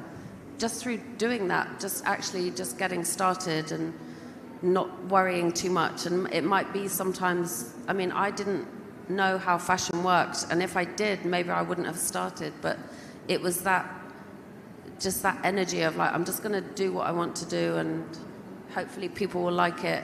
And that's how I got started. And, you've nothing to lose by doing that, hopefully. Thank you. We've got some really good questions, guys. Thank you. We've got about 5 minutes left, so I just want to try and get as many people as we can within that time. this guy here has had his hand up for a while. There's a lady clapping because, do you have a question or you're just clapping? You don't have a question? Okay. There's the guy, yeah. He's got like that guy. The guy, and then the girl in front of you. Thank you. And then we'll come to you there. Sorry, guys. I'm trying to get everybody in. Okay. Thank you so much. But I want to ask in relation to price. Based on, maybe you have clients, for instances, but they are, I don't want to say low paying, let me use the term low paying clients that are always coming around, but you want to, and your work, you know it's very good, you know it's top notch, so how do you go about that to get those clients that will pay you more and Thank you. better? Okay, so you currently have clients, but they're low paying clients. But your brand, your wares are really, really good. How do you kind of elevate your price point to be able to earn more? So you want to elevate the price point? Yeah, so he's saying that he currently has clients, but they're low-paying clients. He wants to be able to charge more, essentially, right? Is that it? Sorry. Okay, yes, you want to get to that point where you can, let me say, charge more and get clients that will pay you better. So you want to get to the point where you can charge more and get clients who can pay you better. I do think if your product's good, your clients are going to be super happy, and word of mouth is very powerful. If you ask all of your clients to do you the favor of spreading the word, then they're helping you do the work by putting your name around and by looking great in your clothes. So I do think it might take some time to build up that base. And as long as you keep the quality consistent, I'm sure you can push up the price slowly. Thank you. I hope that answered your question. Let's go to the lady in white, and then we're going to go to the gentleman on the corner here. Sorry, we'll try to get... Sorry, can you try to keep the questions short as well, just so we can... All right. So I thank you very much. I would like to say you simplify everything you've been saying since, and I really understood what I need to get from it. So my question is, what advice will you give me as someone that is a fashion designer, finding it very difficult to settle in a niche? I mean, I have multiple options. I feel like I have a lot of areas where I can thrive in. So what advice will you give me in selecting a niche to settle for? Yeah, thank you for your question. She's a fashion designer. What advice can you give her to be able to settle on her niche? So she has a lot of different areas in terms of styles. How can she settle on a niche that she should run with? I don't want to say you should do what sells the best, but I mean, you probably should, but you should also do what you're most satisfied making, because if this is going to be your career in fashion, then you're going to be doing it every day. You want to enjoy it. So sometimes struggling to do a style or a category that's really doesn't come naturally. I've seen it with our designers. I don't know, it's a struggle, and they're chasing that store that they think wants this product, and it becomes a guessing game and very frustrating, and it breeds insecurity. So I always tell people, try and do what you're most comfortable doing. Obviously push yourself, don't be too comfortable, but really I think things have a natural way of falling into place, and if you're meant to do menswear instead of evenings wear, then be open to that, even though it might seem like a crazy shift. I've seen it happen, and I think it's good to be comfortable in what you're doing, and you can then really build on good foundations. Thank you, Lulu. Okay, last question. Sorry, guys. Okay, my questions go like this. As Go ahead. a fashion designer and someone that is very creative, will you focus more on what is selling, or you trying to be expressive? Is that the question, yeah? Yeah. As a fashion designer, do you focus more on something that is selling? Yeah, selling the best, or something that's selling best, or something that you want to be like expressive on your own? Or something that you want to express your passion for? Should you focus on the message? Should you focus rather? on... Sorry, I'm talking over you. Sorry, go on. Should you focus rather on the message, or what is selling best? Focus on the message or what is selling best? Ideally both. You might have product that really tell your story and really can promote your brand, but you might not have any intention of ever making it. You might make one sample and give it to somebody on a loan for a shoot or to wear to an event. Then that's perfect. Then you're still making your name, and it's okay to cause some frustration that people can't buy it. That actually can work in your favor. But I also think it is important to think, okay, what product can I make so that I have, you know, some turnover? But I mean, a lot of my designers in London in the early days, they're working in a bar, or, you know, they're doing strange side jobs day and night to fund their business, which can feel like a fantasy. It's like, am I ever going to sell some clothes? And I understand it's a big headache, but I do think it's possible to do both. It's the clever way to do it. Some easy product, and it can be a printed T-shirt. You know, sometimes that can really just be your brand. Look how, like, Virgil Abloh started with printing his own T-shirts and hoodies, and, you know, if they're great, then people will want to wear them and photograph them, and the word will spread. You don't have to be trying to do everything when you're just getting started. Thank you, Lulu. I'm really sorry, guys. We don't have time. Okay, we have time for one more. Sorry. Okay, there's a lady at the back with both hands up, so we'll go to her. I'm really sorry, guys. Let's get your question, please. Hello, Lulu. Please, through your story, I heard that you were not really into fashion at first, that you are into music. So now I want to know what got you inspired and how did you find your way and passion into fashion? So that mostly for some of we fashion designers that find it struggling. So I want to know what inspired you to inspire myself too. Thank you. Thank you. Did you get it? I think so. Like, okay. How did I end up in fashion? I think it's the fact that you didn't come from fashion, but you got into fashion. So what inspired you? What inspired you, essentially? Yeah. I honestly needed a job. I had enough money to last about 3 days when I came to London from Italy, where I had been putting on parties, and it really was a case of I went to this big shop. It doesn't exist anymore, but it was like lots of cool small brands, very like a marketplace kind of situation like this. And I walked along meeting people, saying, hi, do you have any work? And in the end, I ended up working in a secondhand vintage jeans shop. But from there, I met some great people who I made connections with, and they weren't big industry people, but they were people that inspired me, that crossed over with fashion, art, film, music. So it was finding that place where those people existed, whether it was the shop at daytime and then we would all go out in the evening together.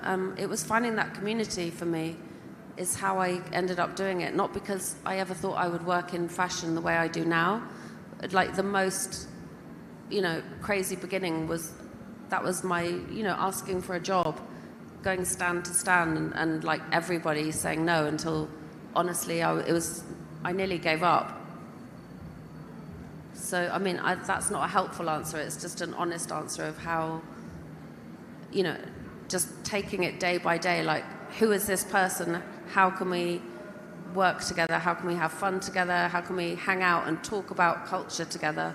Rather than, I never had a master plan, so I'm not probably the right person to ask for that advice, but it's all come to me through friendship, creating trust, creating connection with people, and not chasing the big, powerful people, but also just being with,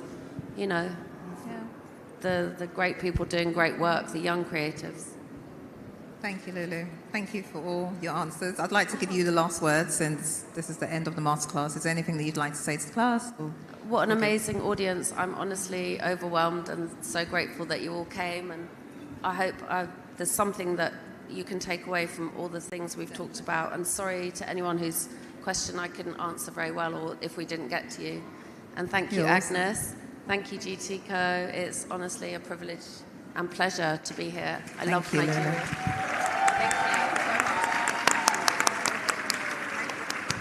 Thank you so much, guys.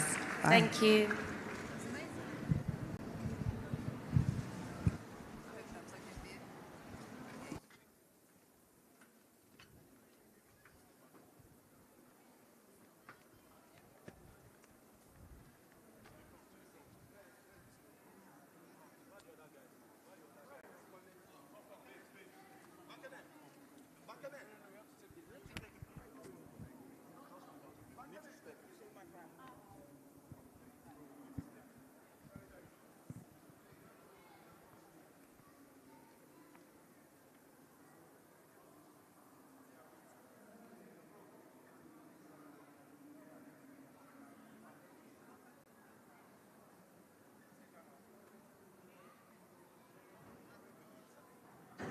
Hi everyone, please, we need you to clear the hall so that we can set up for the next masterclass. If you want to come in for the next one, you can just join the queue, but we need to evacuate the hall quickly, please. Thank you. Thank you.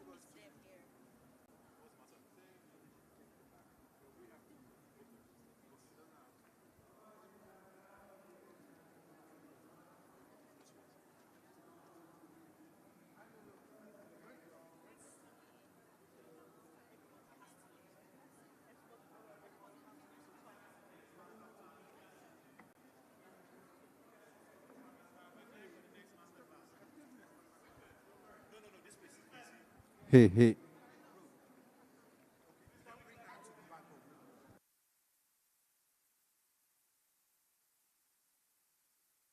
Hi, please, everyone seated. I need you to evacuate the hall, please.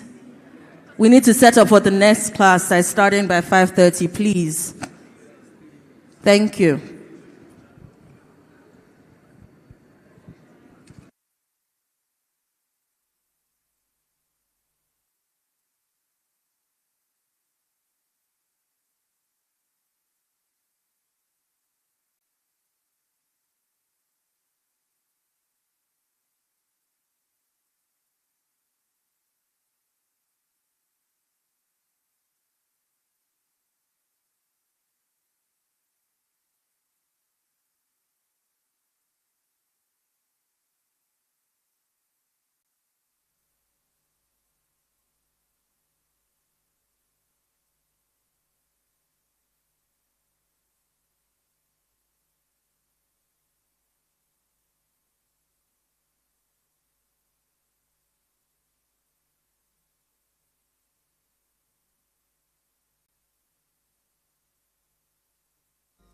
This one of my confession.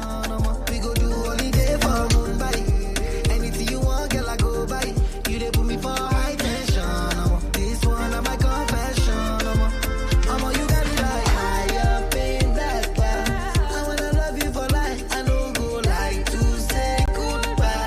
Nowadays my disease when the tension's way too high. You know the buttons to press to ease up my stress. I cannot compare.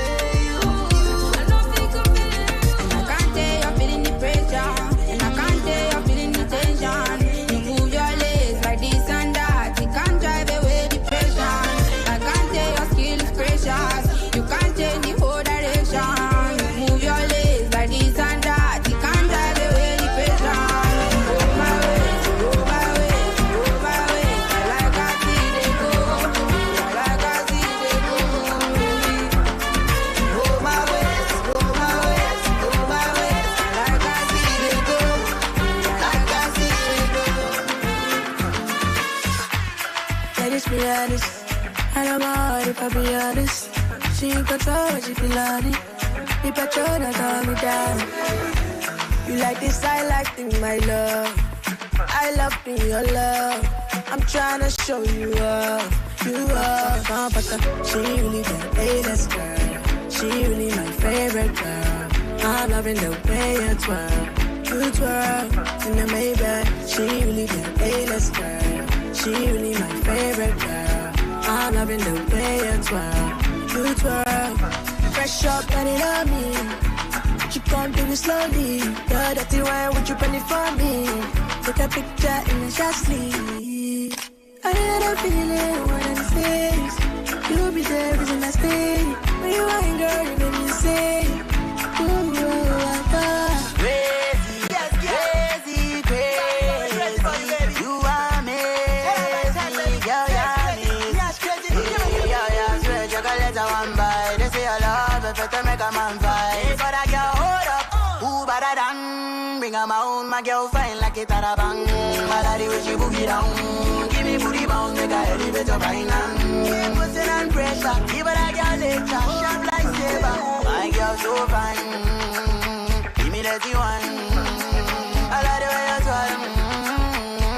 you twirl in the Maybach. She really the A-list girl. She really my favorite girl. I'm loving the way you twirl. You twirl. Fresh up, let it on me. You can't do it slowly. You're dirty wine, would you pen it for me? Take a picture in the shot sleeve. Nobody feel good to you pass your mama. Come on, you don't take me long, no job. You do what you do for me, my brother. Most you don't see me like DJ Cool J. Titi your lotta, go call another. Omo if you bother me, no go put on my sonda. Go call on thunder, omo you go fire you. Kana shani kama sha. Tomorrow me ma losa. Tile bati mo ma pe dilami. Tile bati mo ma pe dilami. Roscoe in deeper life, me cinnamon. Roscoe in deeper life, me cinnamon. Tile bati mo ma pe dilami. Tile bati mo ma pe dilami. I'm a sukun loja ogunle. Nobody to call my papa no day. Oh you no day, oh no day. Akamara omo ayele. Shout out to Obina omo ibi shop boy. Ogbe comfort, 1 million boys. Show. 1 million boys. Oh la bi omo odi go la bi. Igbo la bi omo fi go shere. Arizona no, Tiko ba so loud. Toda no. Mo kilo da mi. Owo re lo wa fo shaye fo ra lewu.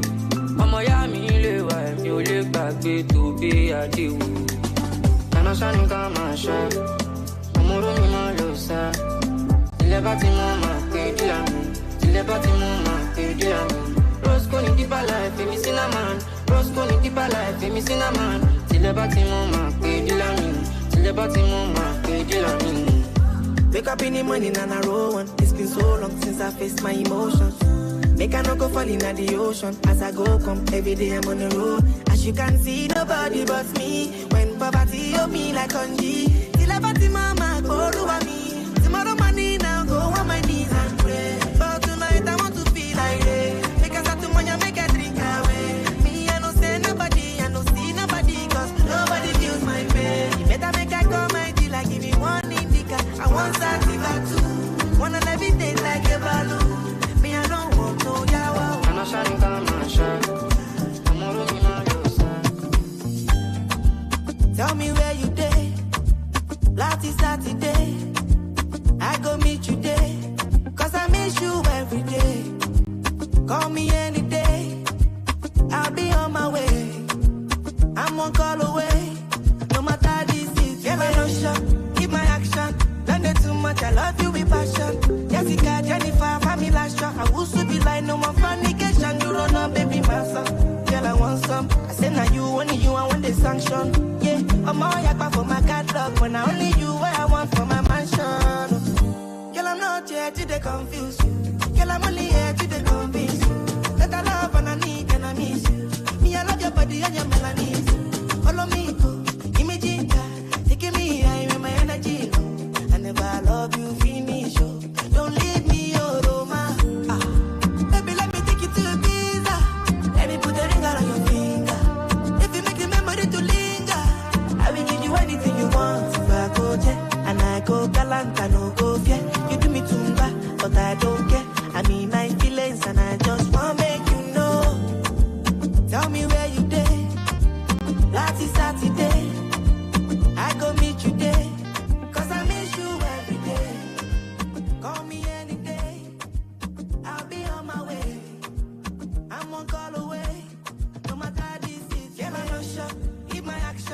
done it too much, I love you with passion.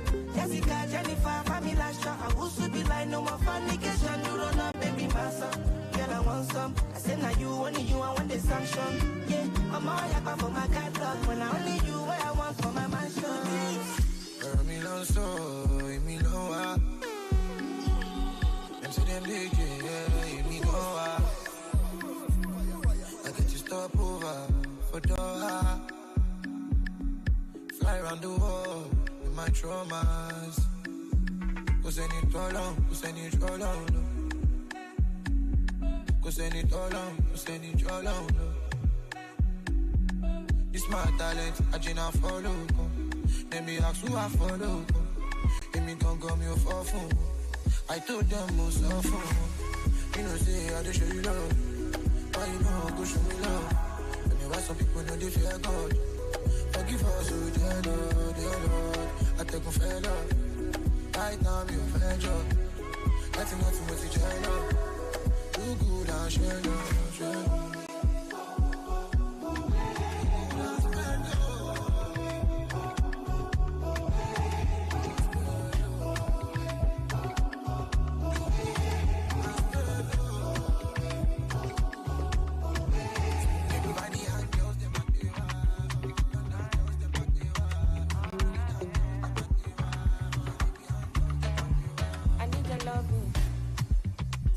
So clean, love me in and out, unfailingly, and I'll be down now.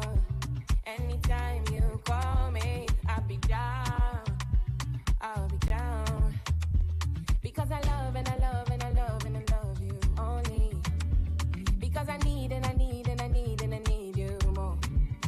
Yeah, you know I run and I run and I run and I run, fly, we can fly in the sky in the night, hold me in your arms and your love and your light.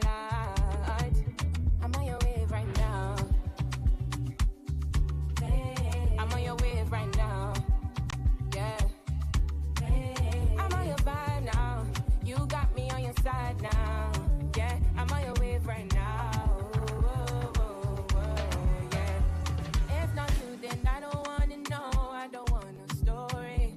Day and night is unconditional. Got me living softly. Yeah, yeah. Love me judge, love me tender. You know you love turn me up like never. Anything you want and I'ma do whatever. Because I love and I love and I love and I love you only. Because I need and I need and I need and I need you more. Yeah, you know I run and I run and I run and I run. Fly, fly in the sky in the night. Hold me in your arms and your love and your life. I'm on your wave right now. I'm on your wave right now. Yeah. I'm on your vibe now. You got me on your side now. Yeah. I'm on your wave right now. Yeah. Yeah, yeah. Said love me judge, love me tender. Love me judge, love me tender. Love me judge, love me tender. Love me judge, love me tender. Sugar, honey, for tender lover. Sugar, honey, for tender lover. Michelle, baby, last night with a big bumper. She said she had a man, but she still gave me that number.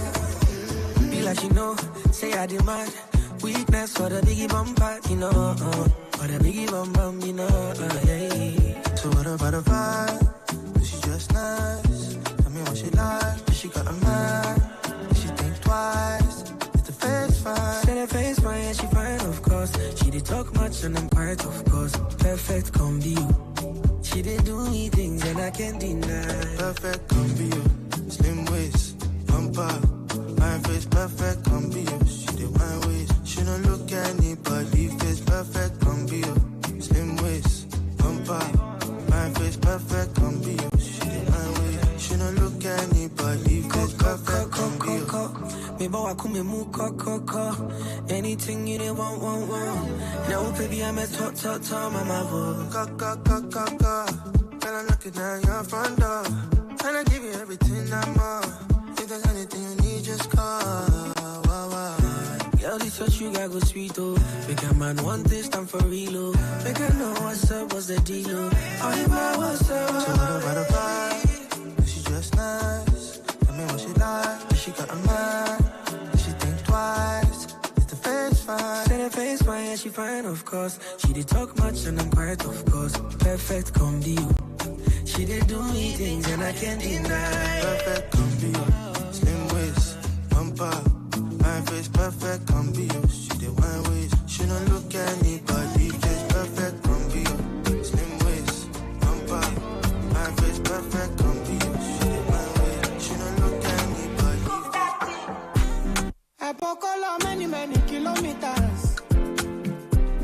As I found out, I'm going to all day. Now only day for my side. Call you back for my life. She me room the most side. Cannot talk say I ain't trying. Only day for my side. Call you back for my life. She me room the most side. Cannot talk say I ain't trying. So make I no talk about all the facility. Because you know say I bring the be out of stability. The bally power the big. We no money not the artillery.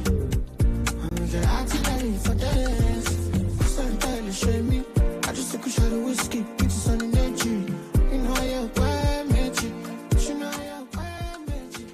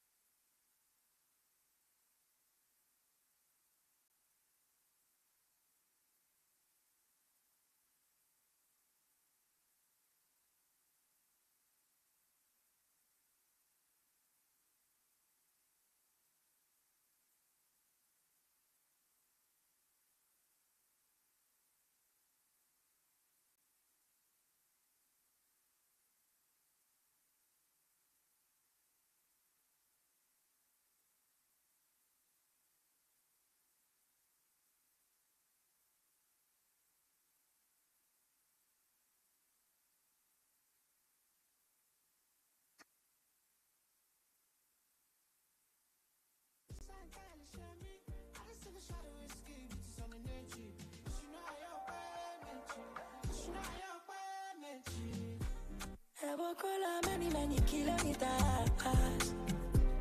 And so far, one time, she ran back. Oh, many kilometers. And so far, one time, she ran back. Oh, yeah. See it today for my left. Call it here for my right. If you say you want check, I still get one for my right. See it today for my left. fine girls, oh, fine girls like Ada Star, oh. Fine girl, you're melanin pop pop pop. Fine girl, you're melanin pop pop pop. Baby, gimme, oh gimme, you know it's been a minute. No go they do like DJ shaking, no go they do like. Undress yourself, now my follow where you are. Anywhere you go, I go follow you go there. Them go they dengue, them go they pose. Them go they waka kuruke, them go they pose. Come on to the bed, to my pen, I see you. Friday, Italawa. Fine girls like Ishalewa. Saturday, Italawa. Me, I don't reach bus stop. Oh, fine girls. You want where they wear short skirts. Oh, me, I like fine girls. Oh, fine girls like Ada Star. Oh. Fine girl, you're melanin pop pop pop. Fine girl, you're melanin pop pop pop. Baby, what's your terms? Tell me your condition, baby, I dey feel you. See me today, no go see me tomorrow. I dey kunle go, pepper you like Rodo. Them go dey dengue, them go dey pose. Them go dey waka kuruke, them go dey pose. If now you be keeper, I go shoot you for the post. Give me your address, give me your postcode. Friday, Italawa.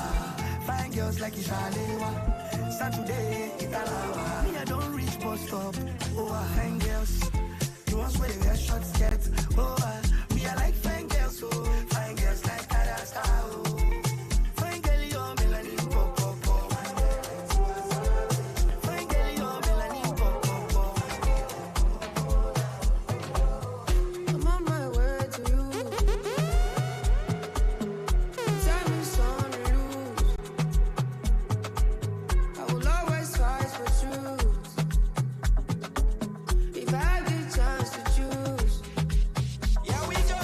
Like every other spiral. My weakness is love. I don't do it for the medals.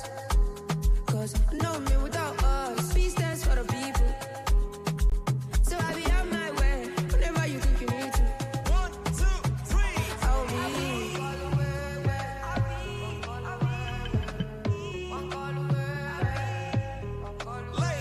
I'll be.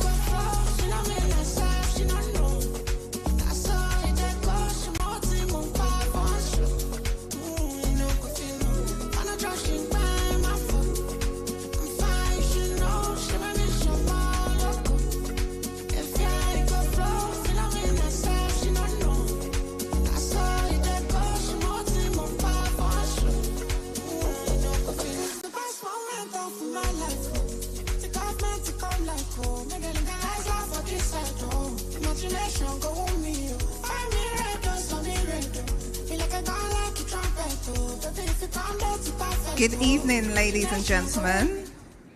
Hello, everybody. Good to have you here. Welcome to day one of the GTCO Fashion Weekend. My name is Agnes, and I'm going to be your moderator for this masterclass. This is the second masterclass of the day. So for this masterclass, the next lady to grace the stage goes by the name of Patricia Bright. Patricia Bright is a content creator, an influencer, an entrepreneur, an author. She's had an amazing career to date. Over the past 15 years, she has created a fashion, beauty, and lifestyle empire with over 3 million followers, even more, actually. And yeah, she's had an amazing career to date. She's here today to take us through her amazing journey. So ladies and gentlemen, kindly welcome to the stage the amazing Patricia Bright. You can do better than that. Come on, ladies. Give her a Lagos welcome, please, ladies and gentlemen. Thank you.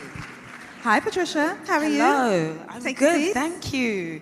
Thank you for joining us. How are you? I'm great. Welcome. I'm happy to be here. It's been over 23 years since I last came to Lagos. Oh, you serious? So it feels like I'm back home and seeing a everyone homecoming. so beautiful. Yeah, it's a homecoming then. It's a homecoming, it is, yeah. That's awesome. I didn't realize it was so long since the last time you came. So we're really, really happy to have you here. Can we give Patricia a really warm welcome, please, ladies and gentlemen? Thank you. Welcome. So let's start from the beginning. Well, not the very beginning, but you know what I mean. So over nearly 15 years ago now, you published your first video on your YouTube channel, Patricia Bright. So talk us through that time and what the plan was when you uploaded the first video.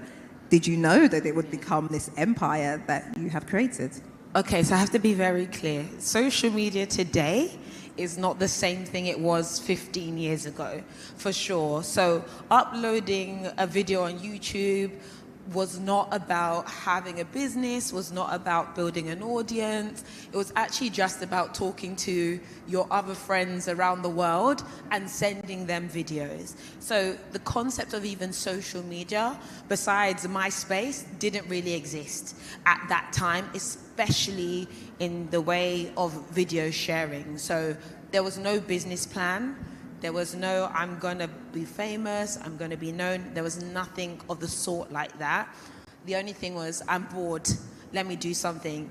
And this is something my parents aren't going to see. So that's the reason why I really started uploading videos. That's awesome to know. Okay, so there wasn't a game plan to be famous. It was just let me spin and so my friends can see it and let's get on with it. So you started in finance, right? So talk us through the journey of doing the YouTube thing as like a hobby, I guess, on the side, to then leaving your day job and doing it as your full-time gig. Okay, fine. So, Nigerian parents, of course, education is very important. Studying, university is all very important. So, to be fair, I had started making videos as a side hobby while I was still at university. And I was studying, I actually went and did fashion for 1 year. And then I actually went to accounting so my parents could be proud of me when I changed course. And so I just did the videos. It was something on the side. It was a hobby. And then I started working. I started working in the banks, so my parents are happy. They were proud. I was working in investment banking. But something inside of me still enjoyed this little side hobby I was doing. So I tried to work out how can I also do my job and also do the side hobby at the weekend. But my job was very, very intense at the time. And then I even moved around to different companies. I worked in consulting as well. But the thing, it was there. It kept sitting beside me that maybe I can pursue this. Maybe I can do more with this. But also I had my good job. But eventually, when I realized, this could be a commercial, growing industry, growing market, I just thought I might have to leave my job. I might need to give some time to this and see what happens. But I worked for 7 years alongside making videos. So it wasn't that I didn't have a career, I had a career. And then at some point I took the leap. I didn't tell anybody, I didn't tell my family members, I didn't tell my colleagues. I just said, I'm quitting my job, I need some space. That's what I said. And then I now said, let me focus full time on producing content and see what happens. And I'll be honest with you, it didn't go well.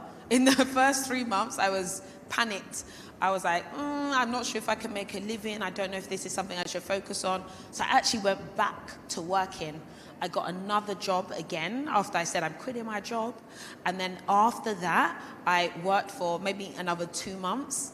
But I already had the bug to do my own thing. So I quit that job again. And I said, no matter what, I'm just going to dedicate myself to this and see what happens. That's really amazing. That's really amazing. And it goes to show that the the road to success, so to speak, is not like a linear road. Like you stop, you start, you stop, you start until it works. So today, you know, it's interesting hearing that because today you are one of the most successful content creators on the globe. So from that intro journey of what you had, like looking back now, I guess what I'm trying to say is, what do you put your success down to? Because from that, you know, you're now an author, you're an entrepreneur. There's so many other things that you have gone into, and you have created, like I said, an empire of sorts. So what do you put your success down to? Okay, so often they say it takes 10 years to make an overnight success. So bearing in mind, I started very early, and it actually took me 7 years to get to my first 1 million subscribers. 7 years of uploading every 3 days. I put videos out, and then I got to 1 million. And then the year after that, I got to 2.5 million. So for me, it was really about continually putting myself forward and continually creating and being focused on my plan and my journey over looking at what I thought was going to happen or expectations, because there's only certain factors that you can control. The only factor I can control is my input. And so I was just really dedicated to putting my effort into just focusing on this. But again, there was no plan in the beginning. But at some point, I had to have a mental, emotional switch to say, okay, this is how we grow, this is how we build, and we're going to implement a strategy, and we're going to execute it, and then we're going to keep implementing and keep executing. Okay, so I guess what you're saying is to start off with, there wasn't a strategy, so to speak. You were just doing it, and then the more successful you got, you realized that there needed to be a strategy in place for you to be able to continue to grow, which is awesome to hear. So as you were a content creator and an influencer before those terms were even really coined. Yes. Like you were one of the first to do it. So and I guess, I don't know if you can answer this question, but how did you have the foresight to recognize that that was going to be a thing, that was going to be a career, that was going to be a world that millions of people are going to want to tune into? There was no foresight. There is no foresight. And this is what's so exciting about like life, that you can't plan for what may happen. You can only control yourself. So at the time, I lent into the fact that I enjoyed creating content and I enjoyed connecting with an audience. And I had real people who really wanted to talk to me and really cared about my opinion and really bought the products I talked about and really bought my products. So I could see the feedback that this is something that's very real, and always remembering that, you know, having an audience or having a community is just other people at the other end of the line. If you're an entertainer, you're singing to someone, you're performing to someone. So remembering that there are people there is one of those things that really kind of has driven me to keep going. And then not that I could see that, oh, this is going to be a big business, but realizing I'm seen and I see the people that I connect with made a big difference for me to realize, okay, I'm onto something. And of course, when companies start reaching out to you all the time to do stuff, clearly you have an impact. So that's really what I would see. But it took a long time to recognize that. And you touched before about your parents. So of course the fact being Nigerian girl, coming from that background, your parents would want you to work in a certain industry and to do a certain thing, which I'm sure a lot of people here can relate to. So, you know, like how did you make the decision, but how did you go about telling your parents and just telling people around you, like, guys, I'm going to leave my job. I'm going to go and do this full time. Like, just talk us through, please, that decision-making process and how it was received. I'm going to be honest, and I'm going to say I'm not proud. I lied to my parents. Don't do that. Don't lie to your parents. But I did not tell my parents what I was doing. And on a few occasions, I actually did that. Even when I went to university first, I told them I was applying for a marketing degree. So they're like, okay, fine, marketing. But I didn't tell them it was fashion marketing, because at the time they just didn't understand that industry. And then obviously when I moved into banking, they were very happy, they were very proud.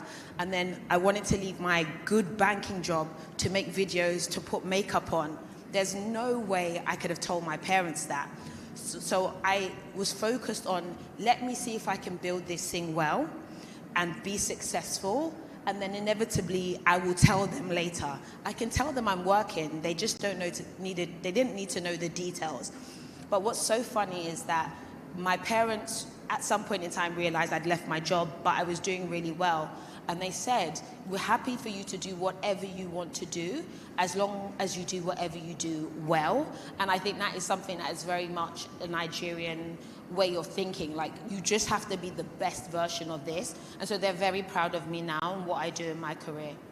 Yeah. I love that. That's awesome. So let's talk quickly about The Break.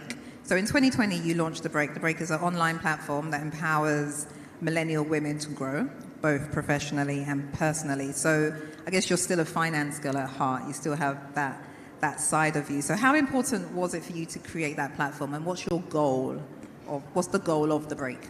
Yeah, so again, I think I've gone into certain spaces by a personal need and I've rolled into it. I didn't have a plan on creating The Break, but what I noticed that there was a lot of questions I was getting from young women about my finances or financial issues that they were dealing with, and that information wasn't readily accessible to them, or people were not having those conversations.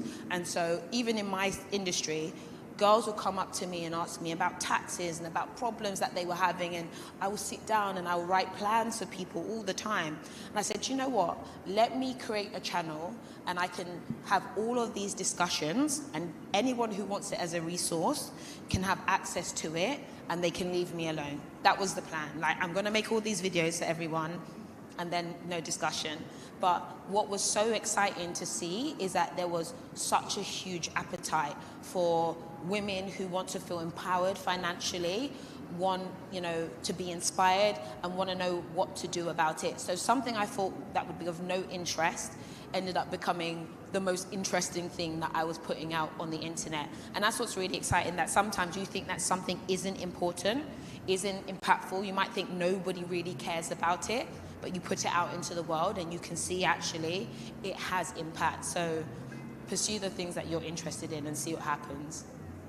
It's a very good lesson. Thank you. And you are, of course, an inspiration to many content creators who are out there. You've been able to leverage your influence and popularity, really, really well in the realms of fashion and beauty and etc., but also in finance as well. So how important has it been for you to keep reinventing your brand, so to speak?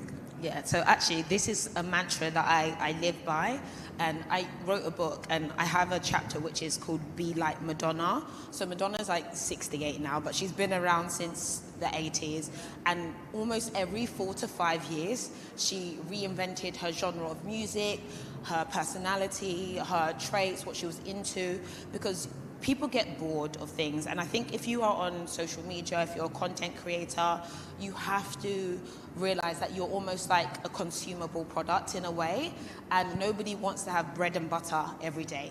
Sometimes they want jam, sometimes they want peanut butter. So sometimes you have to kind of switch it up. And again, as I became more strategic in building my platform, I recognized that having to switch up was going to be something that would give me the longevity that I needed in this space.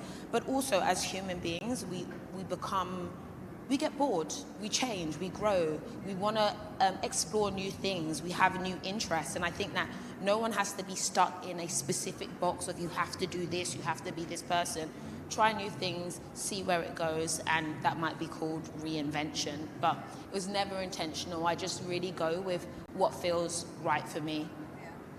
Thank you, that's great. We are also going to open up the floor for questions from the audience. So just to let you guys know to get your questions ready, because you will be able to ask Patricia your own questions. And I also wanted to ask you, how do you ensure you use your influence for good? So I guess a lot of responsibility with fame comes a lot of responsibility as well. So how do you try as much as you can to use that popularity for good? I'll be honest, I don't think I'm intentional about using my popularity for good.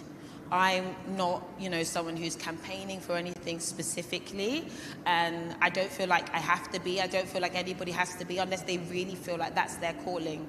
However, I consider myself to be a positive person. I hope to be a really good reflection of, a woman in this space. And so I show up as I choose to live, and then I think that that's how people can see me as an inspiration or as a positive voice. But the internet has a lot of voices. There's a lot of people with a range of opinions, and I think that's okay. So I try to keep my opinion to myself a little bit, unless something really, really speaks to my heart that I genuinely care about. I will speak up on it if I feel like it, but I try and show up as myself in a positive way. And that shows. That's awesome. So you spoke about the brands in your previous answer. So you have been a brand ambassador for some major brands. I've got a long list of them here, but I'll just mention a few. From Google to BMW, L'Oreal, Diet Coke. You've rubbed shoulders with A-listers like Hillary Clinton, Tracy Ellis Ross, Rihanna as well. And you were recently inducted into the 2023 Power List of Britain's most influential black people. So a lot of achievements, right? So out of everything that you've done so far, what is the one thing that makes you kind of pinch yourself, that you're like, wow, I can't believe I did that. I can't believe I've achieved that? I mean, personally, writing a book, that is still read by so many people, and even I was here in Nigeria and someone's like, I've got your book, and people send me pictures of my book. And why that's so inspiring to me is because I'm not a writer. I never planned to be a writer. I can barely write. I'm not that person. But again, this is why I love the world of social media. You can end up in spaces that you never planned to be. So for me, knowing that I didn't think I could write, but yet I've written a book and published a book and it's read, has been inspirational to me about myself. But also, the rooms that I've been in, and the people I've been with has been insane. Rihanna, she's a goddess, she's amazing, and she remembers everyone, and moments like that are so pinch me. Yeah. That's awesome. I'm sure we have a lot of budding content creators in this room now. So what advice would you give to anyone wanting to start out in the industry now? I know you touched on the fact that it's completely different to when you started out, but what advice would you give to anyone now wanting to start out in that space? My current advice is you're going to have to be loud. You don't have to be verbally loud, you don't have to scream, but you're going to have to be loud about what you stand for and what your message is and what your story is, and you're going to have to go really, really deep on that. I think people think that they need to have an audience of millions and millions and millions. It's not necessarily like that anymore. What you really need to do is build depth by really leaning into your niche and really connecting with who you create content for. And that means that you have to really know what you're creating and why you're creating it, and be quite intentional about it. And then you have to keep showing up. And it could be every single day for the next 2.5 years, but then there might be a moment where you blow up as such. And so obviously with you yourself, like we said, is, beauty is fashion, is lifestyle in general. Do you have a niche? Like, is there a particular side of it that you enjoy doing most? I do not have a niche. I feel like I don't necessarily believe for myself in niches, right? And I said, okay, you can start out with a niche and then you can go broad. So again, I started out loving makeup, right? And so I was playing with that. And then I started to love fashion. And then I really got into home. And then I really got into finance, because these were all things that were super important for me in my life, as well as the people who connected with me as well. So there's an aspect of niching, but you can also go broad. Specifically around content, I think you just need to not do too much of everything all the time.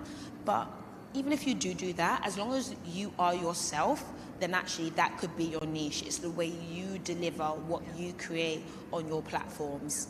That makes absolute sense. And so in terms of your personal style, obviously you're here today looking amazing. How would you describe your personal style, and what is the one beauty item that you cannot live without?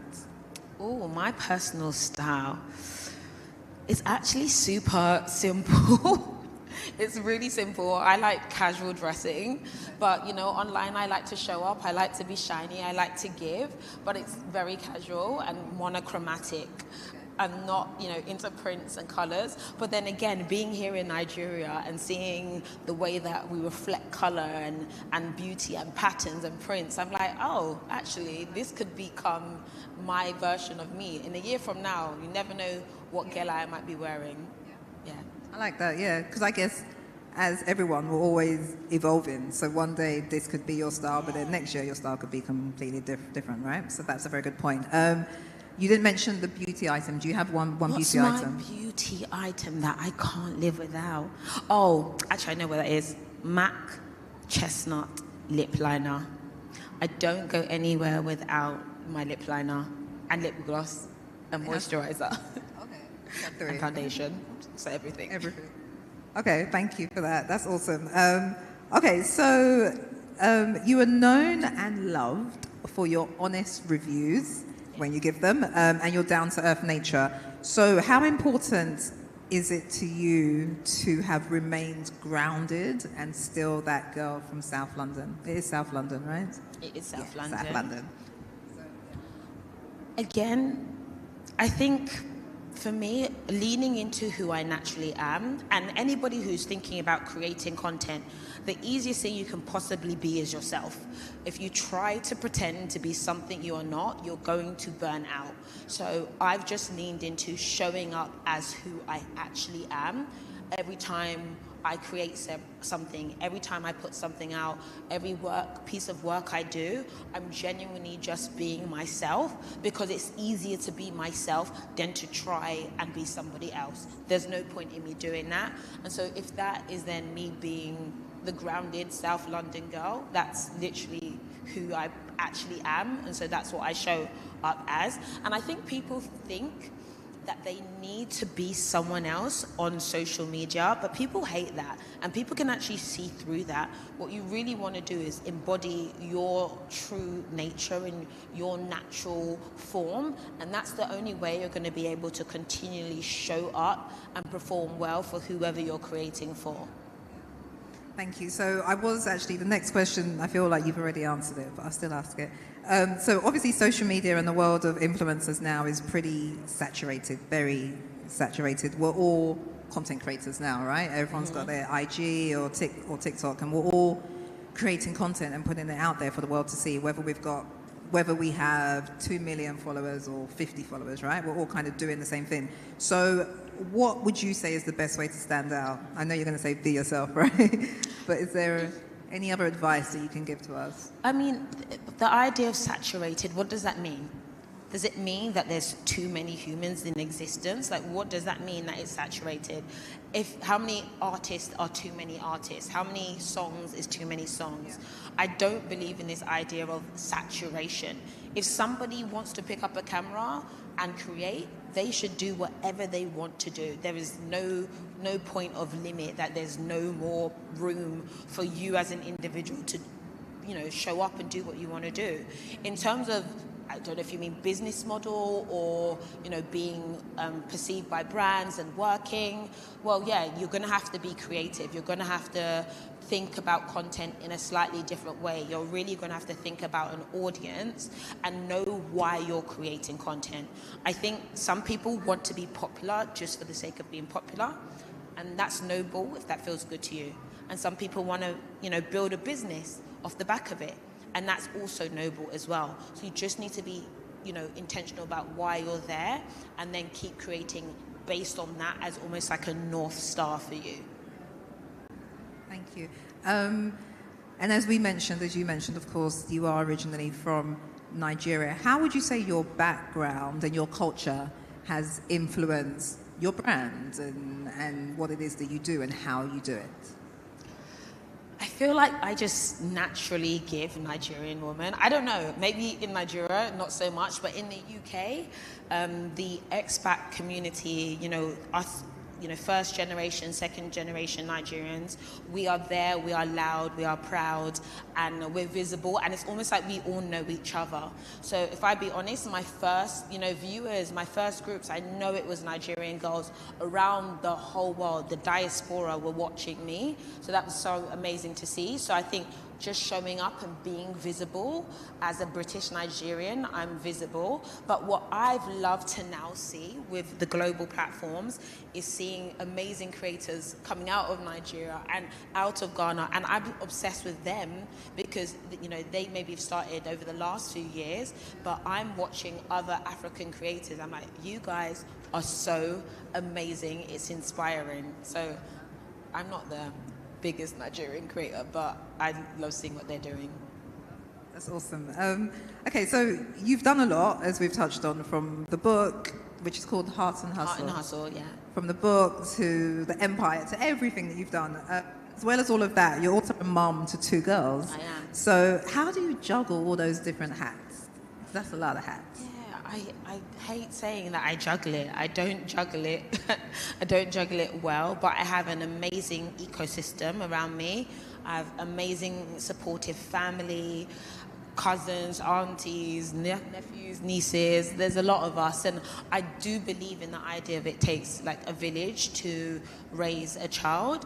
And again, in the UK, our families are not as big as they are out here. You don't have everybody around as much. So I actually wish I was here more so I could have more access, but the family that I do have around do such a good job in supporting me. But also my children are aware of what I do, and they're proud of me, and so I always want to show them, mummy's doing what she can, mummy's working hard, and they get involved as well. Sometimes my oldest takes pictures for me and films me and gives me ideas, so I bring them into the fold. I love that. Okay, we're going to open the floor to questions very, very soon. I just want to ask one quick question before we do, which is, so you've had a pretty unconventional career path to date. What is next for Patricia Bright? What's on the horizon? World domination. No, I'm joking. I think I just want to continue to create content on lots of different platforms. I'm really invested into other creators. So actually, I've started a business with my sister. We have an amazing agency. We're nurturing great new talent as well. We're working in production as well. And yeah, I think, you get bored and you have to keep creating stuff in different ways. And even if I'm less visible online, I'm definitely visible behind the scenes. So as long as I'm able to create something, make some small change in the process, I'm happy. Okay, that's awesome. Okay, let's open the floor up to some questions. We will start. Do we have the microphone, guys? I can't see. Microphone? Okay, can we start? There's a lady at the front here with the glasses who has a question, and then we'll come to the gentleman there and the lady here, and then we'll work our way across. Just in the front row, please. Thank you.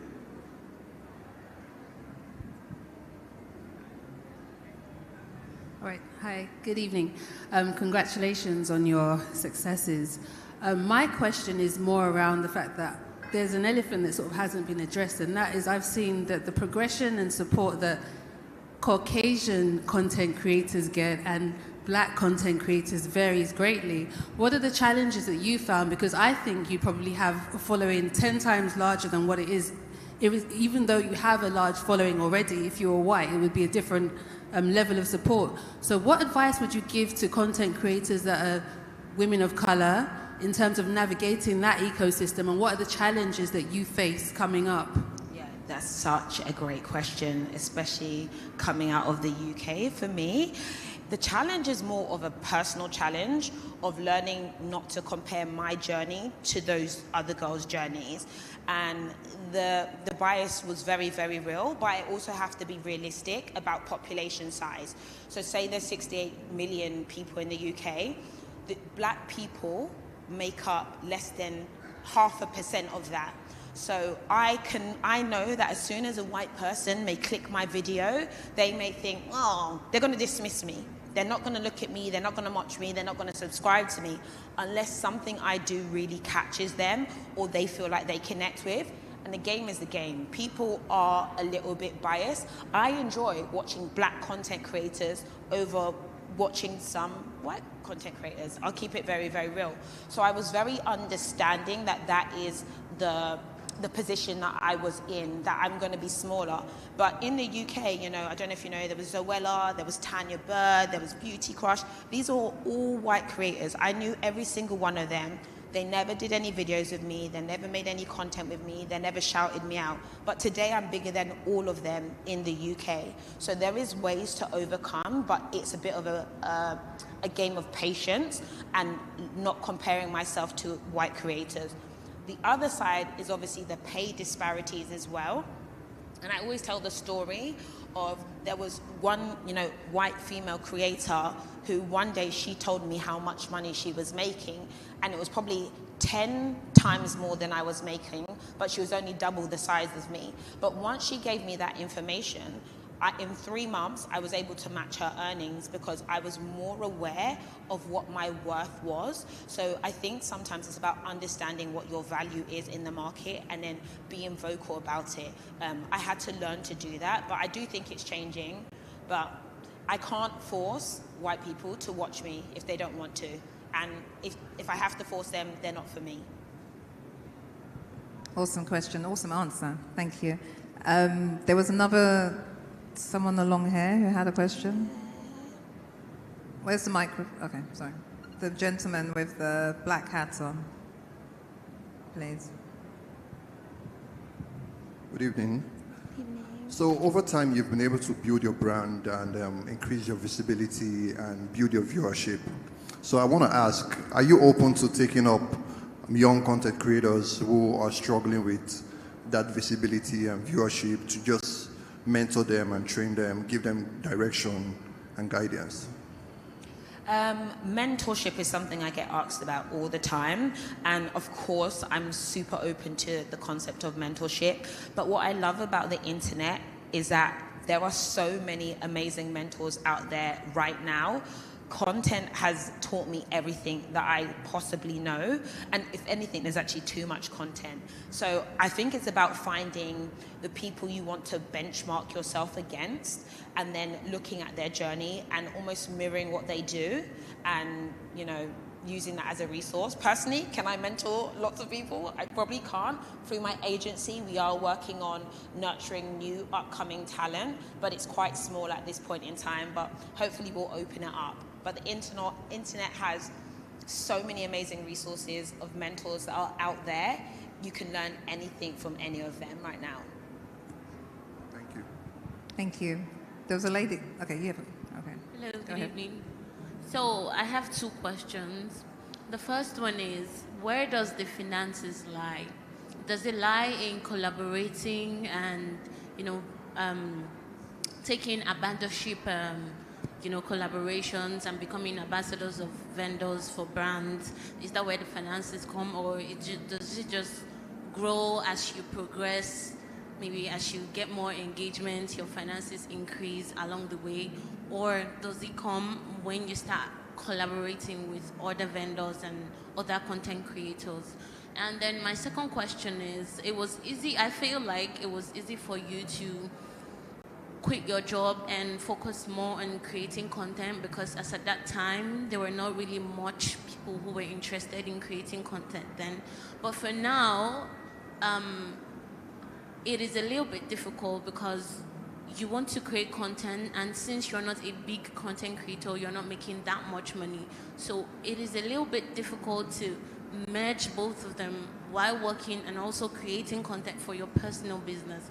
So if I were to ask the direct question to pick a side, would you advise me to focus more on my job and less time in creating content, or focus more on creating content and quit my job? Because where does the progress come from? That's my question. Have you got all of those? That's a good question, and that's a hard dilemma. I am a bit harsh, and I'm like, do it all. If you can do it all right now, do it all. As I said, I worked for 7 years, and every weekend, I didn't go out. I made content. I didn't do anything. I made content because I was very focused on where I wanted to be, and it was difficult. telling someone work harder is scary. I know it's not the answer that everybody wants to hear, until you reach something like a tipping point. So if it's about your finances, I'm not going to tell anybody without, savings or a foundation, quit your job and follow your dreams. I'm not going to tell you that. I might say, get your savings together, get your resources together, have a strategy, have a plan, invest in your idea, and see if you get the returns on that. If you don't, then go back, earn some more money, and start again. So if you can do it all, you should be doing it all, but definitely have a backing. You asked a question about the finances, and I don't mind breaking this down because I think some people think that you just making content alone makes money. And that's not the case. So for instance, on YouTube, there's the program called AdSense. So all of the money is from advertising revenue. So if you are part of the partner program, you will receive advertising revenue. That's how people make money. TikTok does not make you any money from producing content for free, which is why I actually don't like TikTok.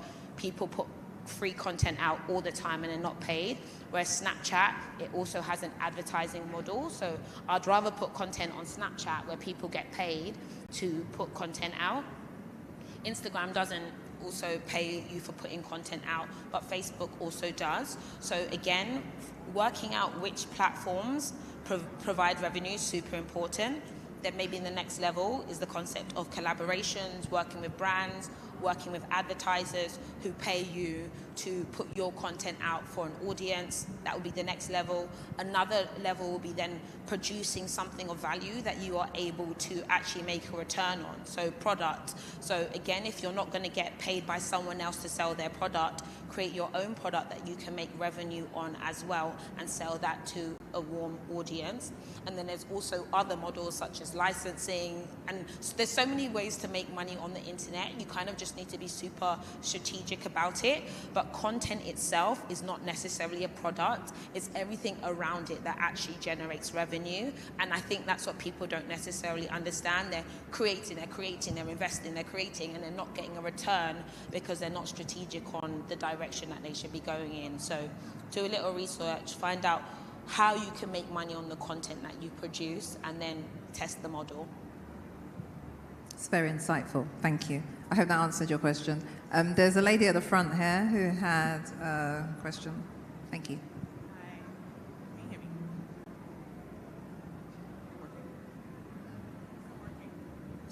You help her with the microphone, please. It's not working. Push it up. Yeah, no, it's working. Can you hear me now? Oh, yes. Okay, sorry. So you've been talking about work, and I just wanted to ask, do you ever get tired? Like, yeah, because, I mean, you're working non-stop, right? And you have to give yourself a break. So what happens when you're tired?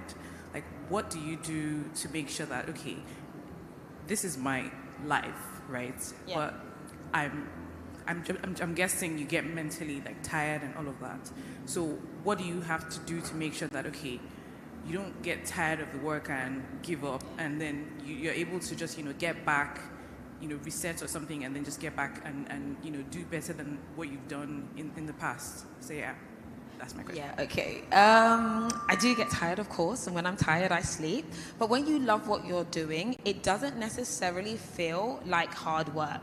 Like, I work with my sister, I work with my cousin, I hire people that I absolutely love. So when I'm with them and we're creating together, it doesn't feel like, oh my gosh, this is a slog. It doesn't feel painful. If it got like that, then I would probably change what I'm doing and think of doing something else or navigating it in a different way. But I think it's about finding that synergy between work and like enjoying what you're doing and feel like you're getting back from it. I always feel like I'm getting back from the work that I do. Like, every day feels super productive but feels super enjoyable for me. But I also believe in work hard and play hard.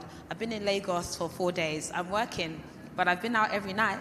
I've enjoyed myself. So again, having that balance is really, really important. But when you love what you do, it doesn't feel painful for me. Awesome, thank you. We have somebody at the top there, and then we'll come to the person there. All right. Sure, go ahead. Yeah. Can you hear me? Can you talk louder? Can you stand up so we can see you? you mind standing up? I don't mind. Okay. Yeah. Fashion is a lot about aesthetic, right? And paying attention to how you look, how this fits. And even though I'm someone that has been connected to fashion since when I was in secondary school, anyone that knows me in my school knows that it's not a surprise that I'm who I am today when it comes to fashion. But there are some times that even though I am confident that I see this as a purpose, it's something that I identify with a lot, there's this feeling that creeps in sometimes, like being vain. And someone that is where you are now, where I see myself one day, I wonder if it's something you can relate to, the feeling of, am I vain? Okay? I wonder if you can relate to that, and I would like to know what the process is for you. But if you can't relate to that, I would like to know your thoughts at this moment, because being a fashionista, being a fashion stylist is something that I see myself doing in 20 years. I am scared of waking up one day and just dropping it. It's too important to me. So, and I overthink a lot, so I'm really, really, really interested in your thoughts about this. And that's it. Thank you. I love this question. And maybe you're saying, is fashion vain, right? Or another vein is it trivial? I know it's not vain, but the feeling, it creeps in, like, am I vain? Like, I don't know if you... It's not that I don't know that fashion is not vain. I know it's not. But being around people, you know, the importance you attach to looks and all that. And then sometimes, you know, maybe I'm documenting something, I'm talking about something, and I look around, it just creeps in, like, am I vain? Like, okay, fair enough. I get the question. Yeah. Maybe I would see it more as, is it trivial? Is it important? You know, people are dying, the ozone layer is thin and all this stuff, and why would we just care about, you know, hair and makeup and outfits? But someone could say the same thing about art and music. These things don't put food in people's mouths. These things could be considered trivial, but to be fair, humans have a natural desire to feel good about themselves intrinsically. If we all sat here in black, a black t-shirt and a black trouser, I feel like we wouldn't be able to reflect our personalities. So working out why fashion is important to you is super, super important. This is maybe the gift that God has given you to work with, so it's okay for you to lean into that's your natural interest. And even me at times, you know, I'm like, I do videos and I'm applying my makeup and it feels like it's very boring and not very important. But then I realized 500,000 other women have watched that video. So clearly they've enjoyed it. Clearly I've had an impact on them and clearly they relate. So I wouldn't, you know, judge yourself and think that you're vain. Maybe you may need alternative outlets outside of fashion to make you feel like a holistic individual. But no, don't judge yourself too harshly. And then in 20 years, if you felt like doing something different, that's okay. If I felt like becoming a farmer in 5 years from now, I give myself the grace to be able to change my career, you know. I studied fashion, then I went into banking for 7 years, then I made videos about makeup, then I did videos about numbers, now I'm in Nigeria. Life is about navigating so many different journeys, and I think you're just stressing about 20 years that hasn't come. Let's just get to the end of 2024 first, and then see what you feel like doing after that. Thank you. Yeah. Thank you. So where's the microphone now, please? We have a question over here. The lady in red, and then we can go to the lady with the shades on, and then we'll work our way across and go to the back. Where's the microphone, please? Can we give it to the lady in red on the other side? Thank you. We've still got time. Yeah.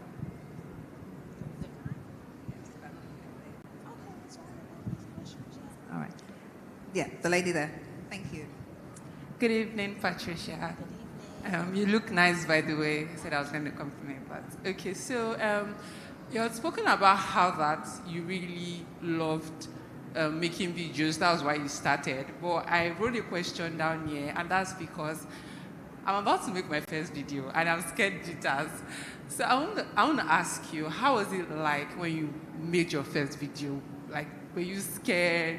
What was the feeling like? Or it was just all easy? And yeah, so that's my question. My first video was rubbish. How did I feel about it? Rubbish. Did I know what I was doing? No. Did I think anybody would watch it? No. Did I care if anybody watched it? No. I had zero, expectations around it. And actually, my first videos, I watched it again and again, and I realized it was getting views. The views were going up. The views were going up because I was the one rewatching the video.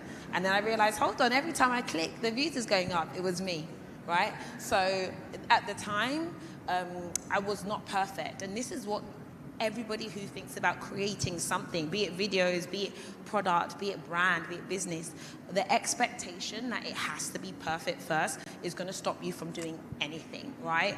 Analysis, paralysis, and all of that. So I kind of live by the rule of just do something, just put it out. And I've won because the desire I had to create something, put something out, I've executed it. If the world likes it, great. If the world doesn't, that's not my problem. That's not the determining factor if I've succeeded or not. It's just about me making the choice. So I've put out stuff that isn't good, but by the time you put out stuff over and over and over again, you're more likely to get better at it, and that works across the board. So judging yourself for not being perfect when you're a beginner is crazy. Do what you have to do. It's not going to be perfect, but you do it over and over again. Thank you. Thank you. Great answer. We had another question in the middle part. Whose hand was up in the middle? Okay. Maybe, the lady with the shades on. That's right. Yeah. Good evening. Thank you for the You stand up. Do you mind session. standing up so we can see you? No? Okay, thank you. Okay, I have 3 questions. How many? 3. Okay, yes. Okay, so the first one is, I'd like to know a tried and tested hack for building a community and keeping people engaged for long periods of time.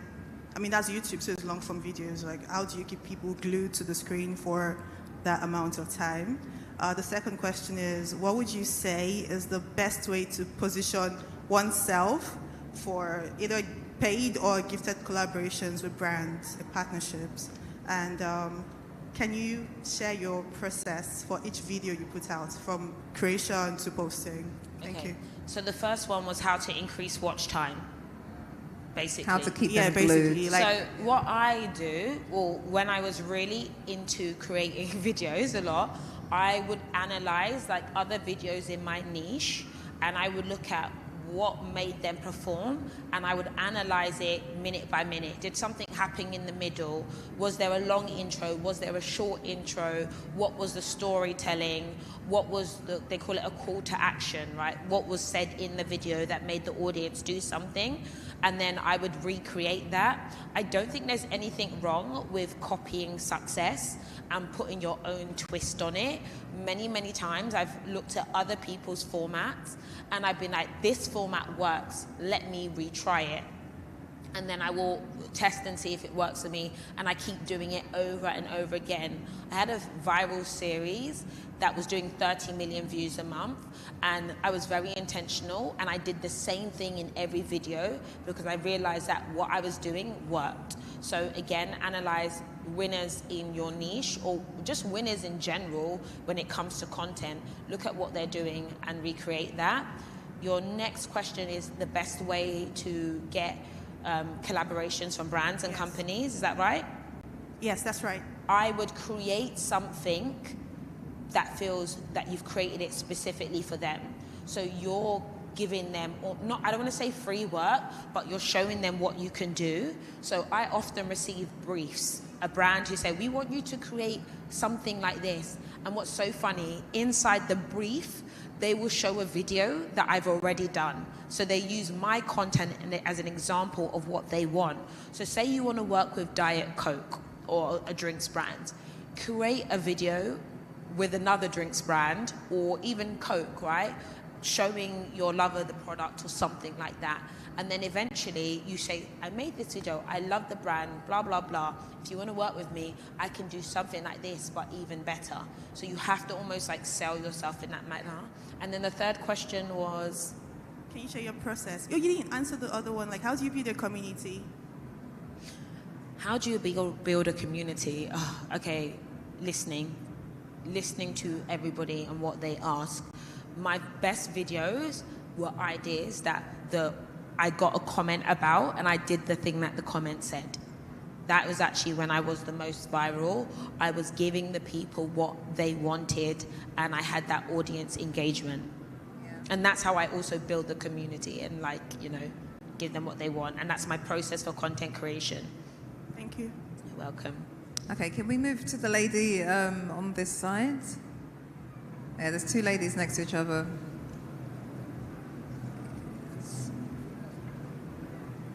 The one with the gele and the lady next to her. Oh, yeah, okay. Thank you. Yeah. My question is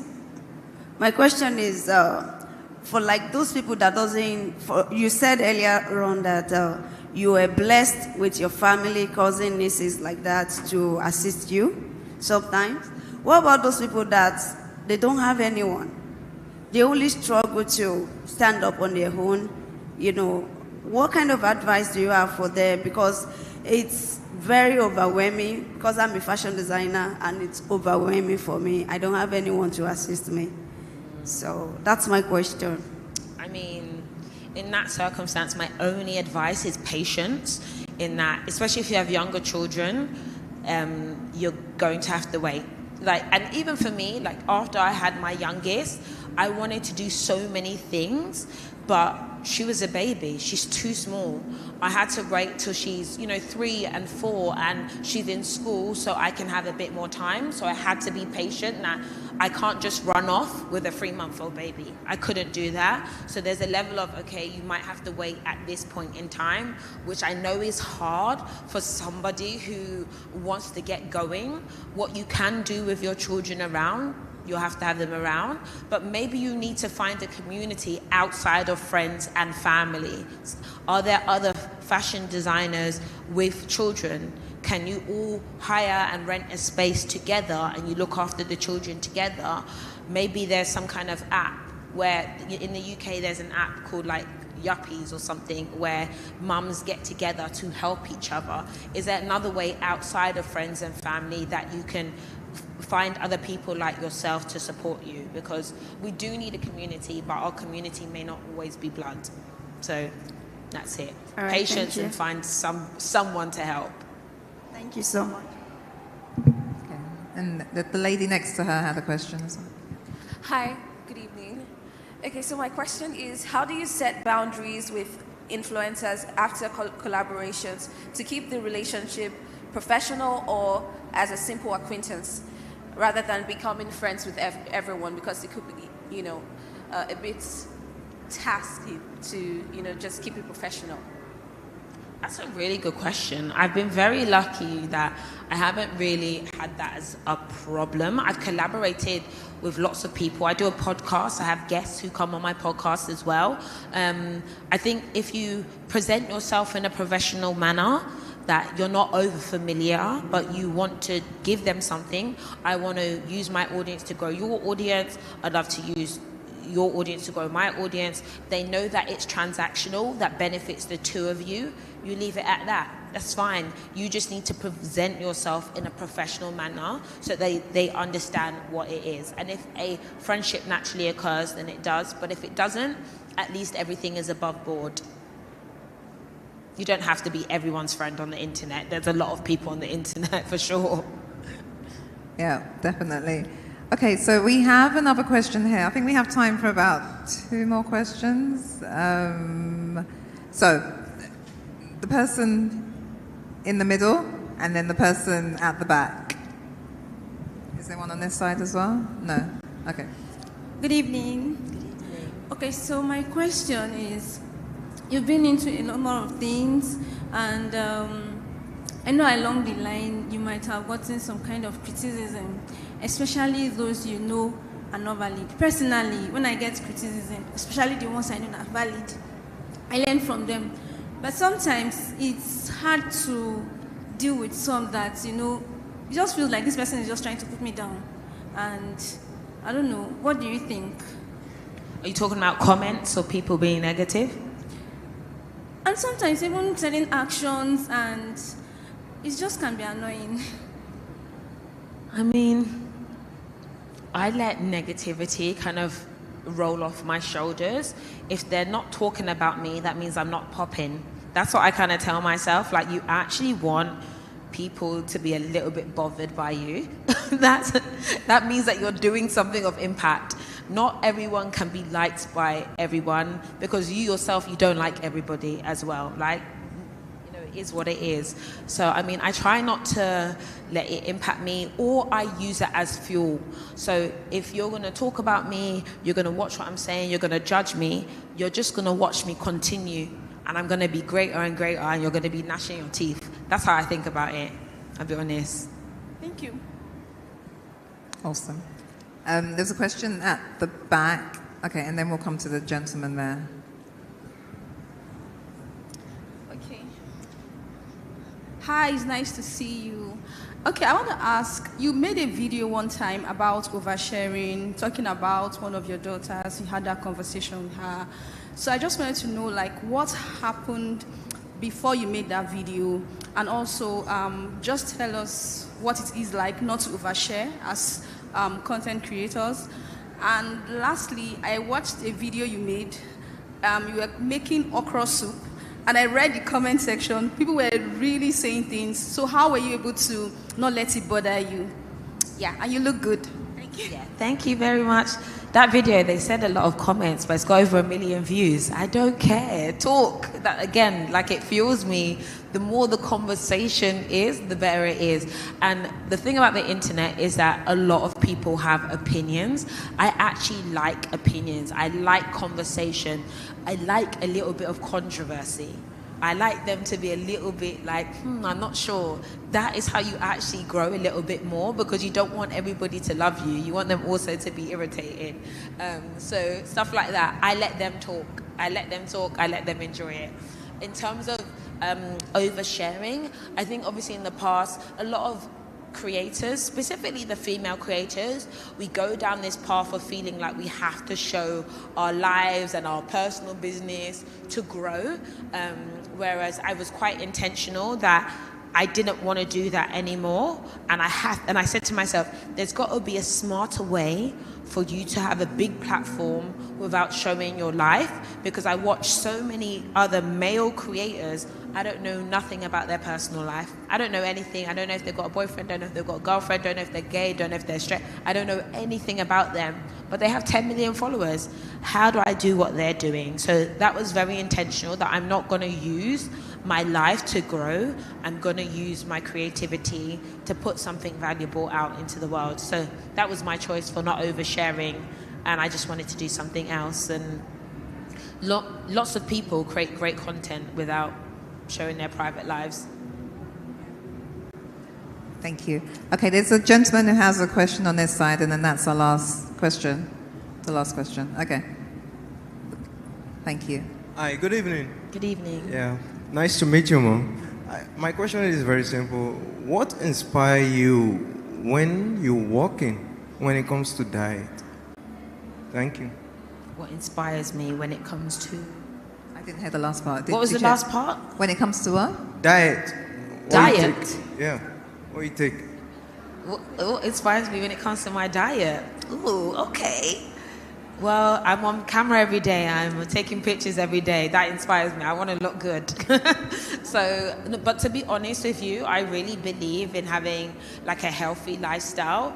A lot of our communities, like the African community, hypertension, diabetes, kidney failure, we don't exercise, we don't do a lot of things. I don't know if it's like that here, but in the UK, we're really, really struggling. And so I really am very careful about what I eat, what I drink, and how I live my life, because I want to live long. And if other communities are able to do that, then I should be able to do that as well. So yeah, I want to look good and I want to feel great as well.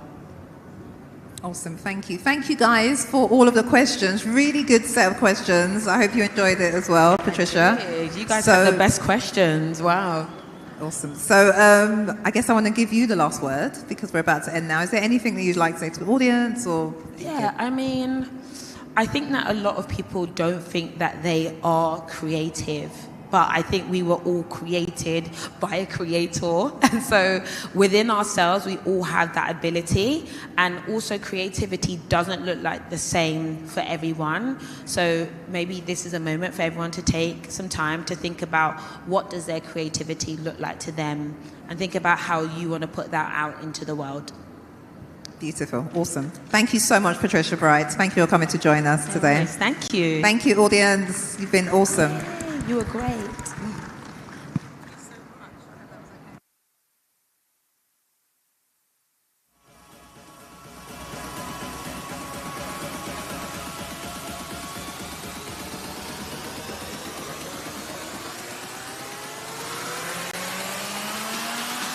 Alors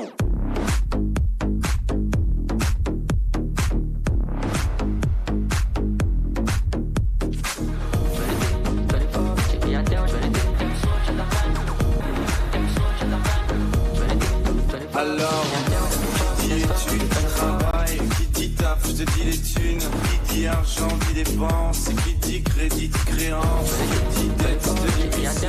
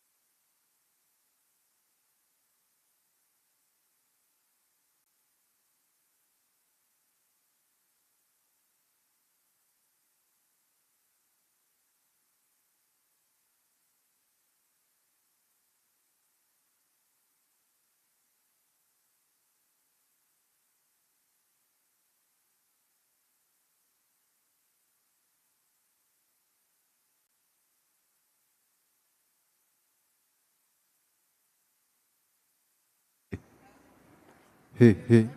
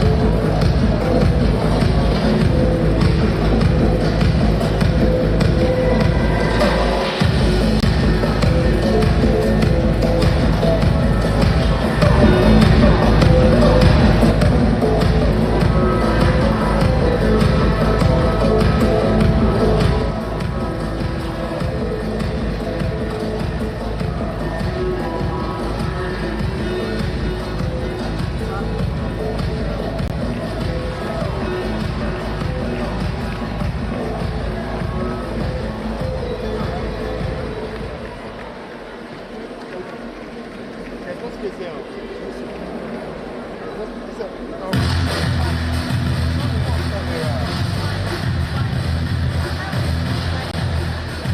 this is white camera. Oh, is that what you're asking me? Take where the other camera. I'm handling both of them. So you can come and handle the other one. Yeah, wait, hold on. Yeah, before they start.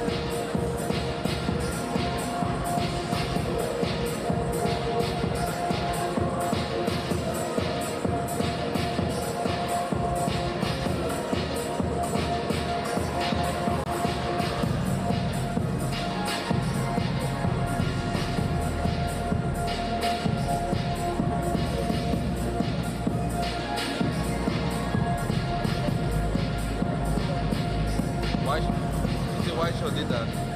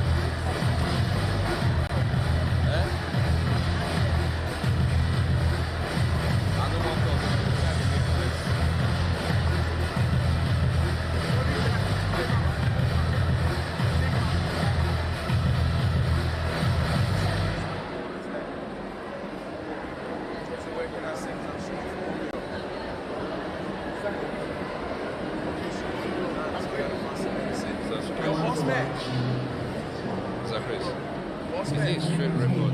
What section is over? You can cut there.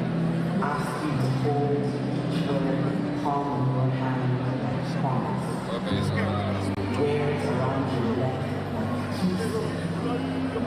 they are yours.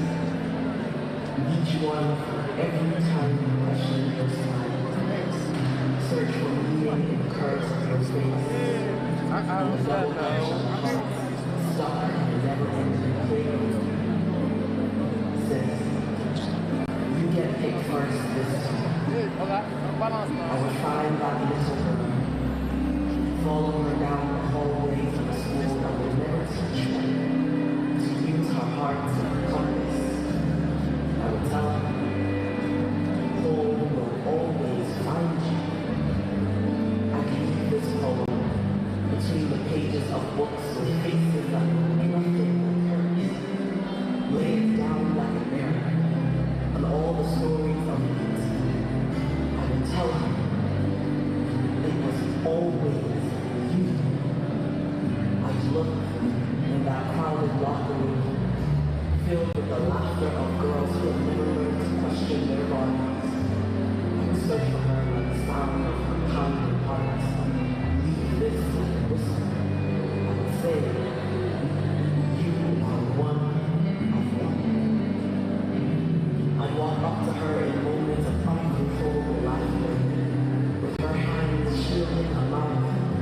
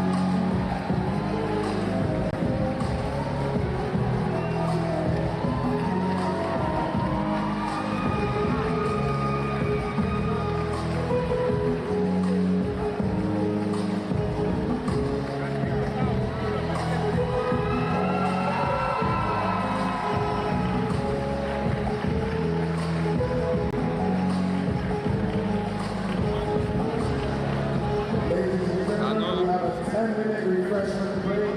Please stay seated. We're bringing you refreshments now. 10 minutes. We're bringing you refreshments.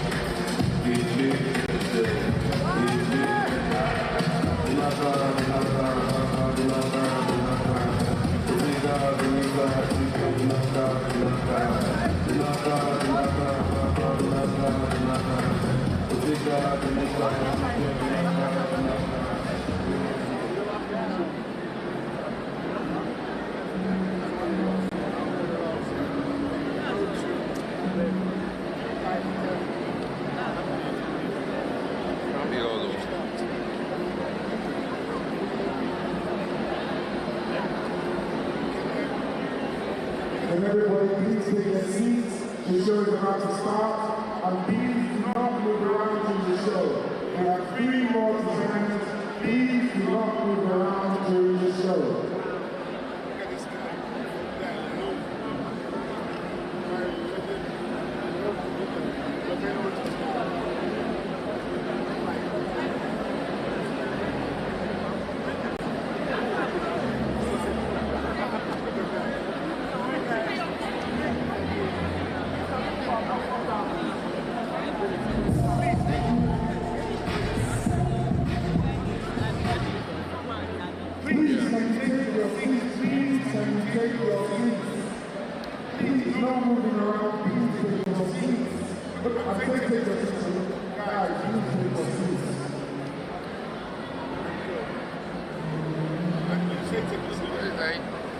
I can't see. That's the way I'm looking for the menu.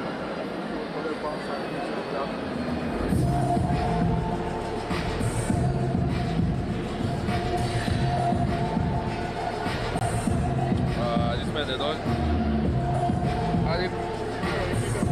She did,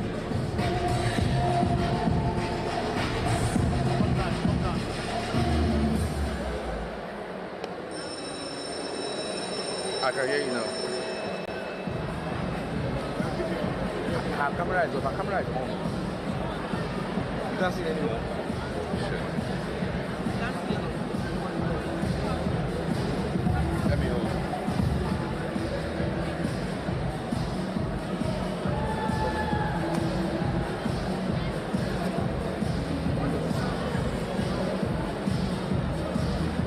No, like it's supposed to see.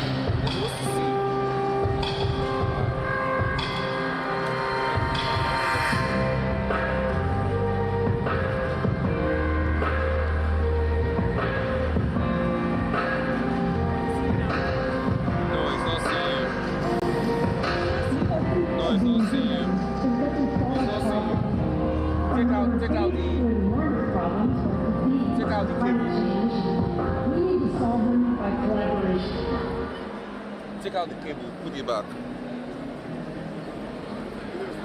Yeah, like the white shirt is cable.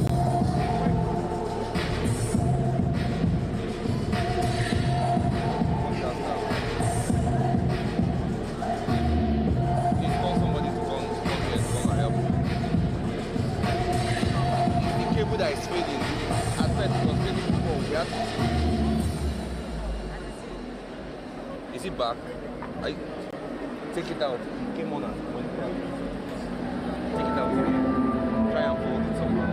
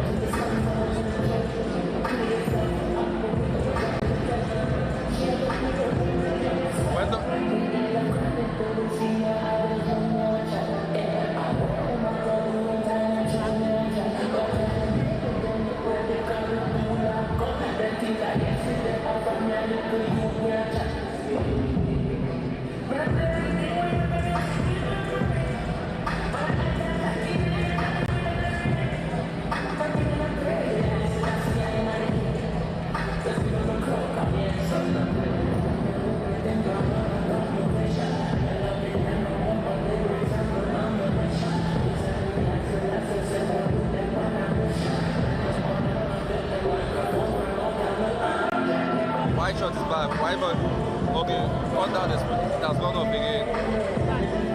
It has gone off again. It's back, it's back, it's back.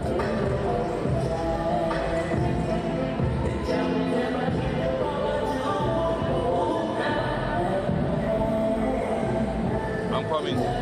You're too exposed, Abby. Go to your ISO.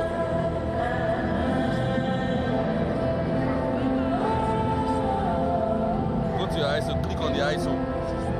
Have you clicked on it? That knob, then go to that knob. Yes, that one. Bring it down. Did you reduce? Take it up. Did you click on the ISO?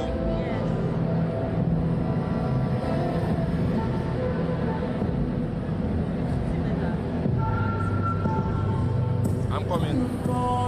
You're like...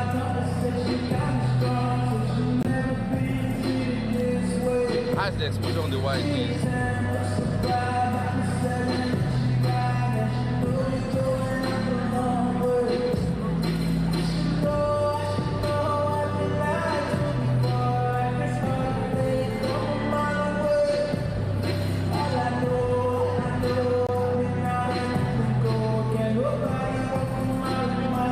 Can you handle this?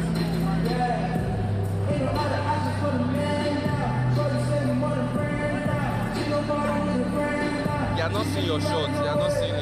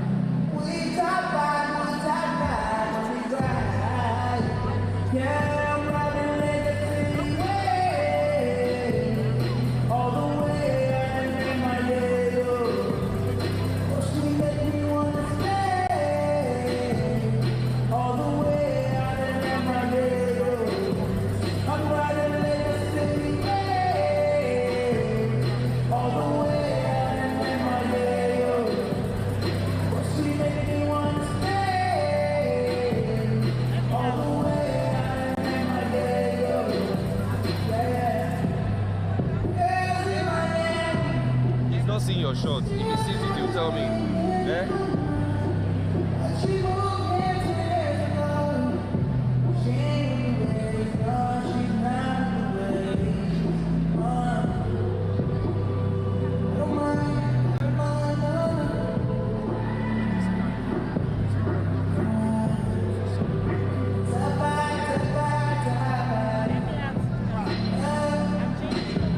Are you seeing white shot? Is the white shot back? It's not back. If it's back, you tell me.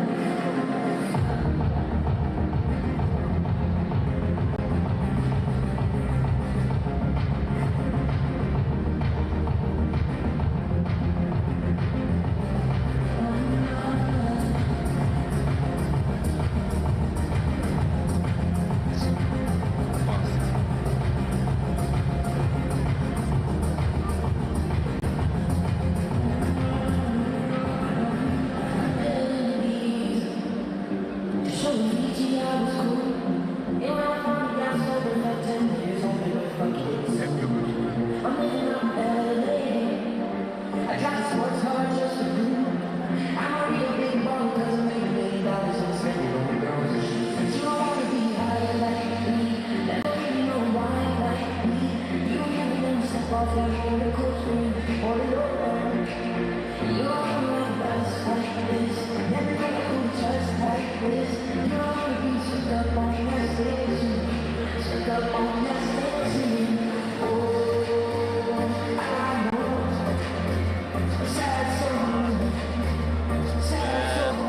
missed this one. Two of them just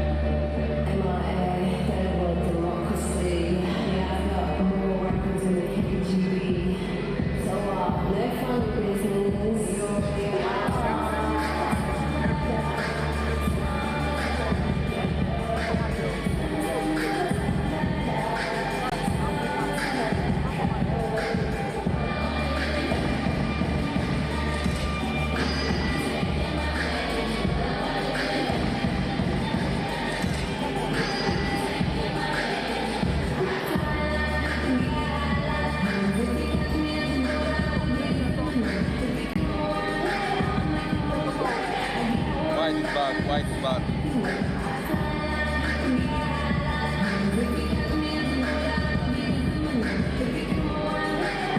I'll be a good one, man.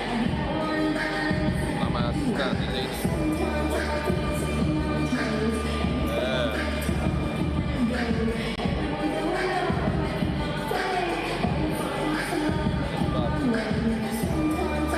Your record now.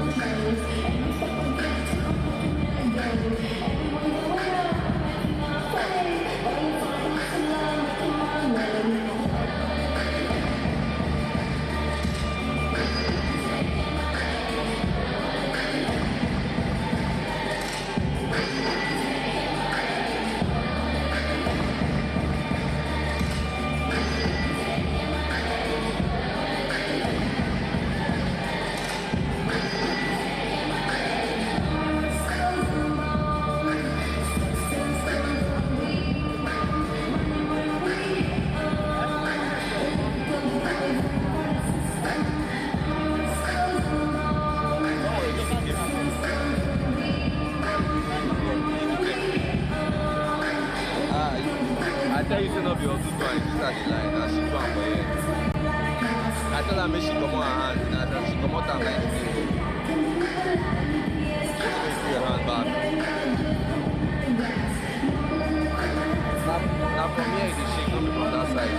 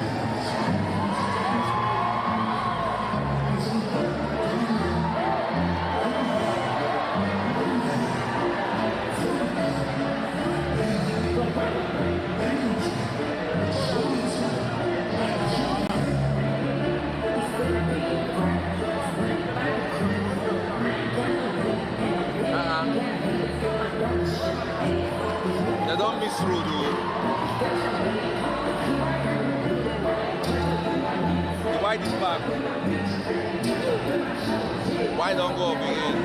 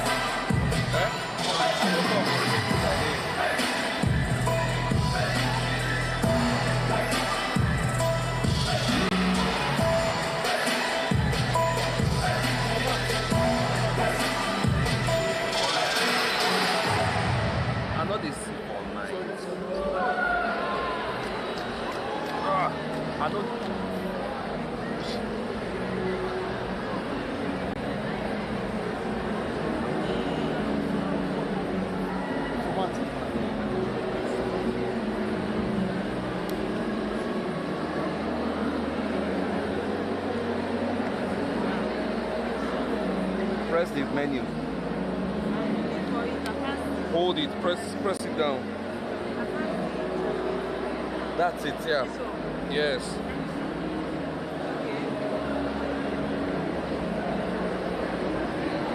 Have you seen it?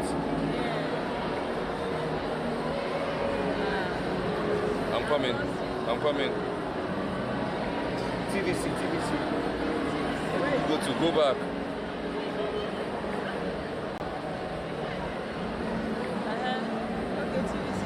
Yeah. Go down, format media. Fast. Format B. Is it B you put it on A? Full format, take it up. Fast, the next person is coming.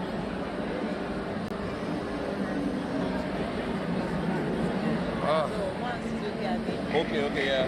Go back, just press the menu. Fine. Record now. Record.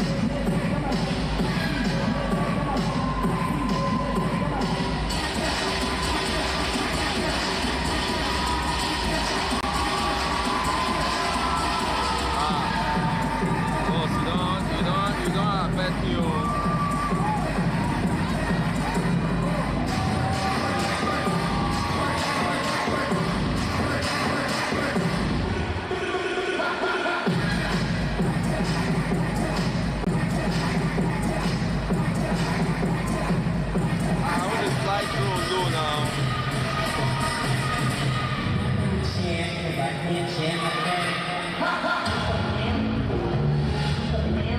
Who dey fly drone low now? Somebody's flying drone too low. Somebody's flying their drone too low. Look at this, my thoughts. Somebody's flying the drone too low. Getting in my thoughts.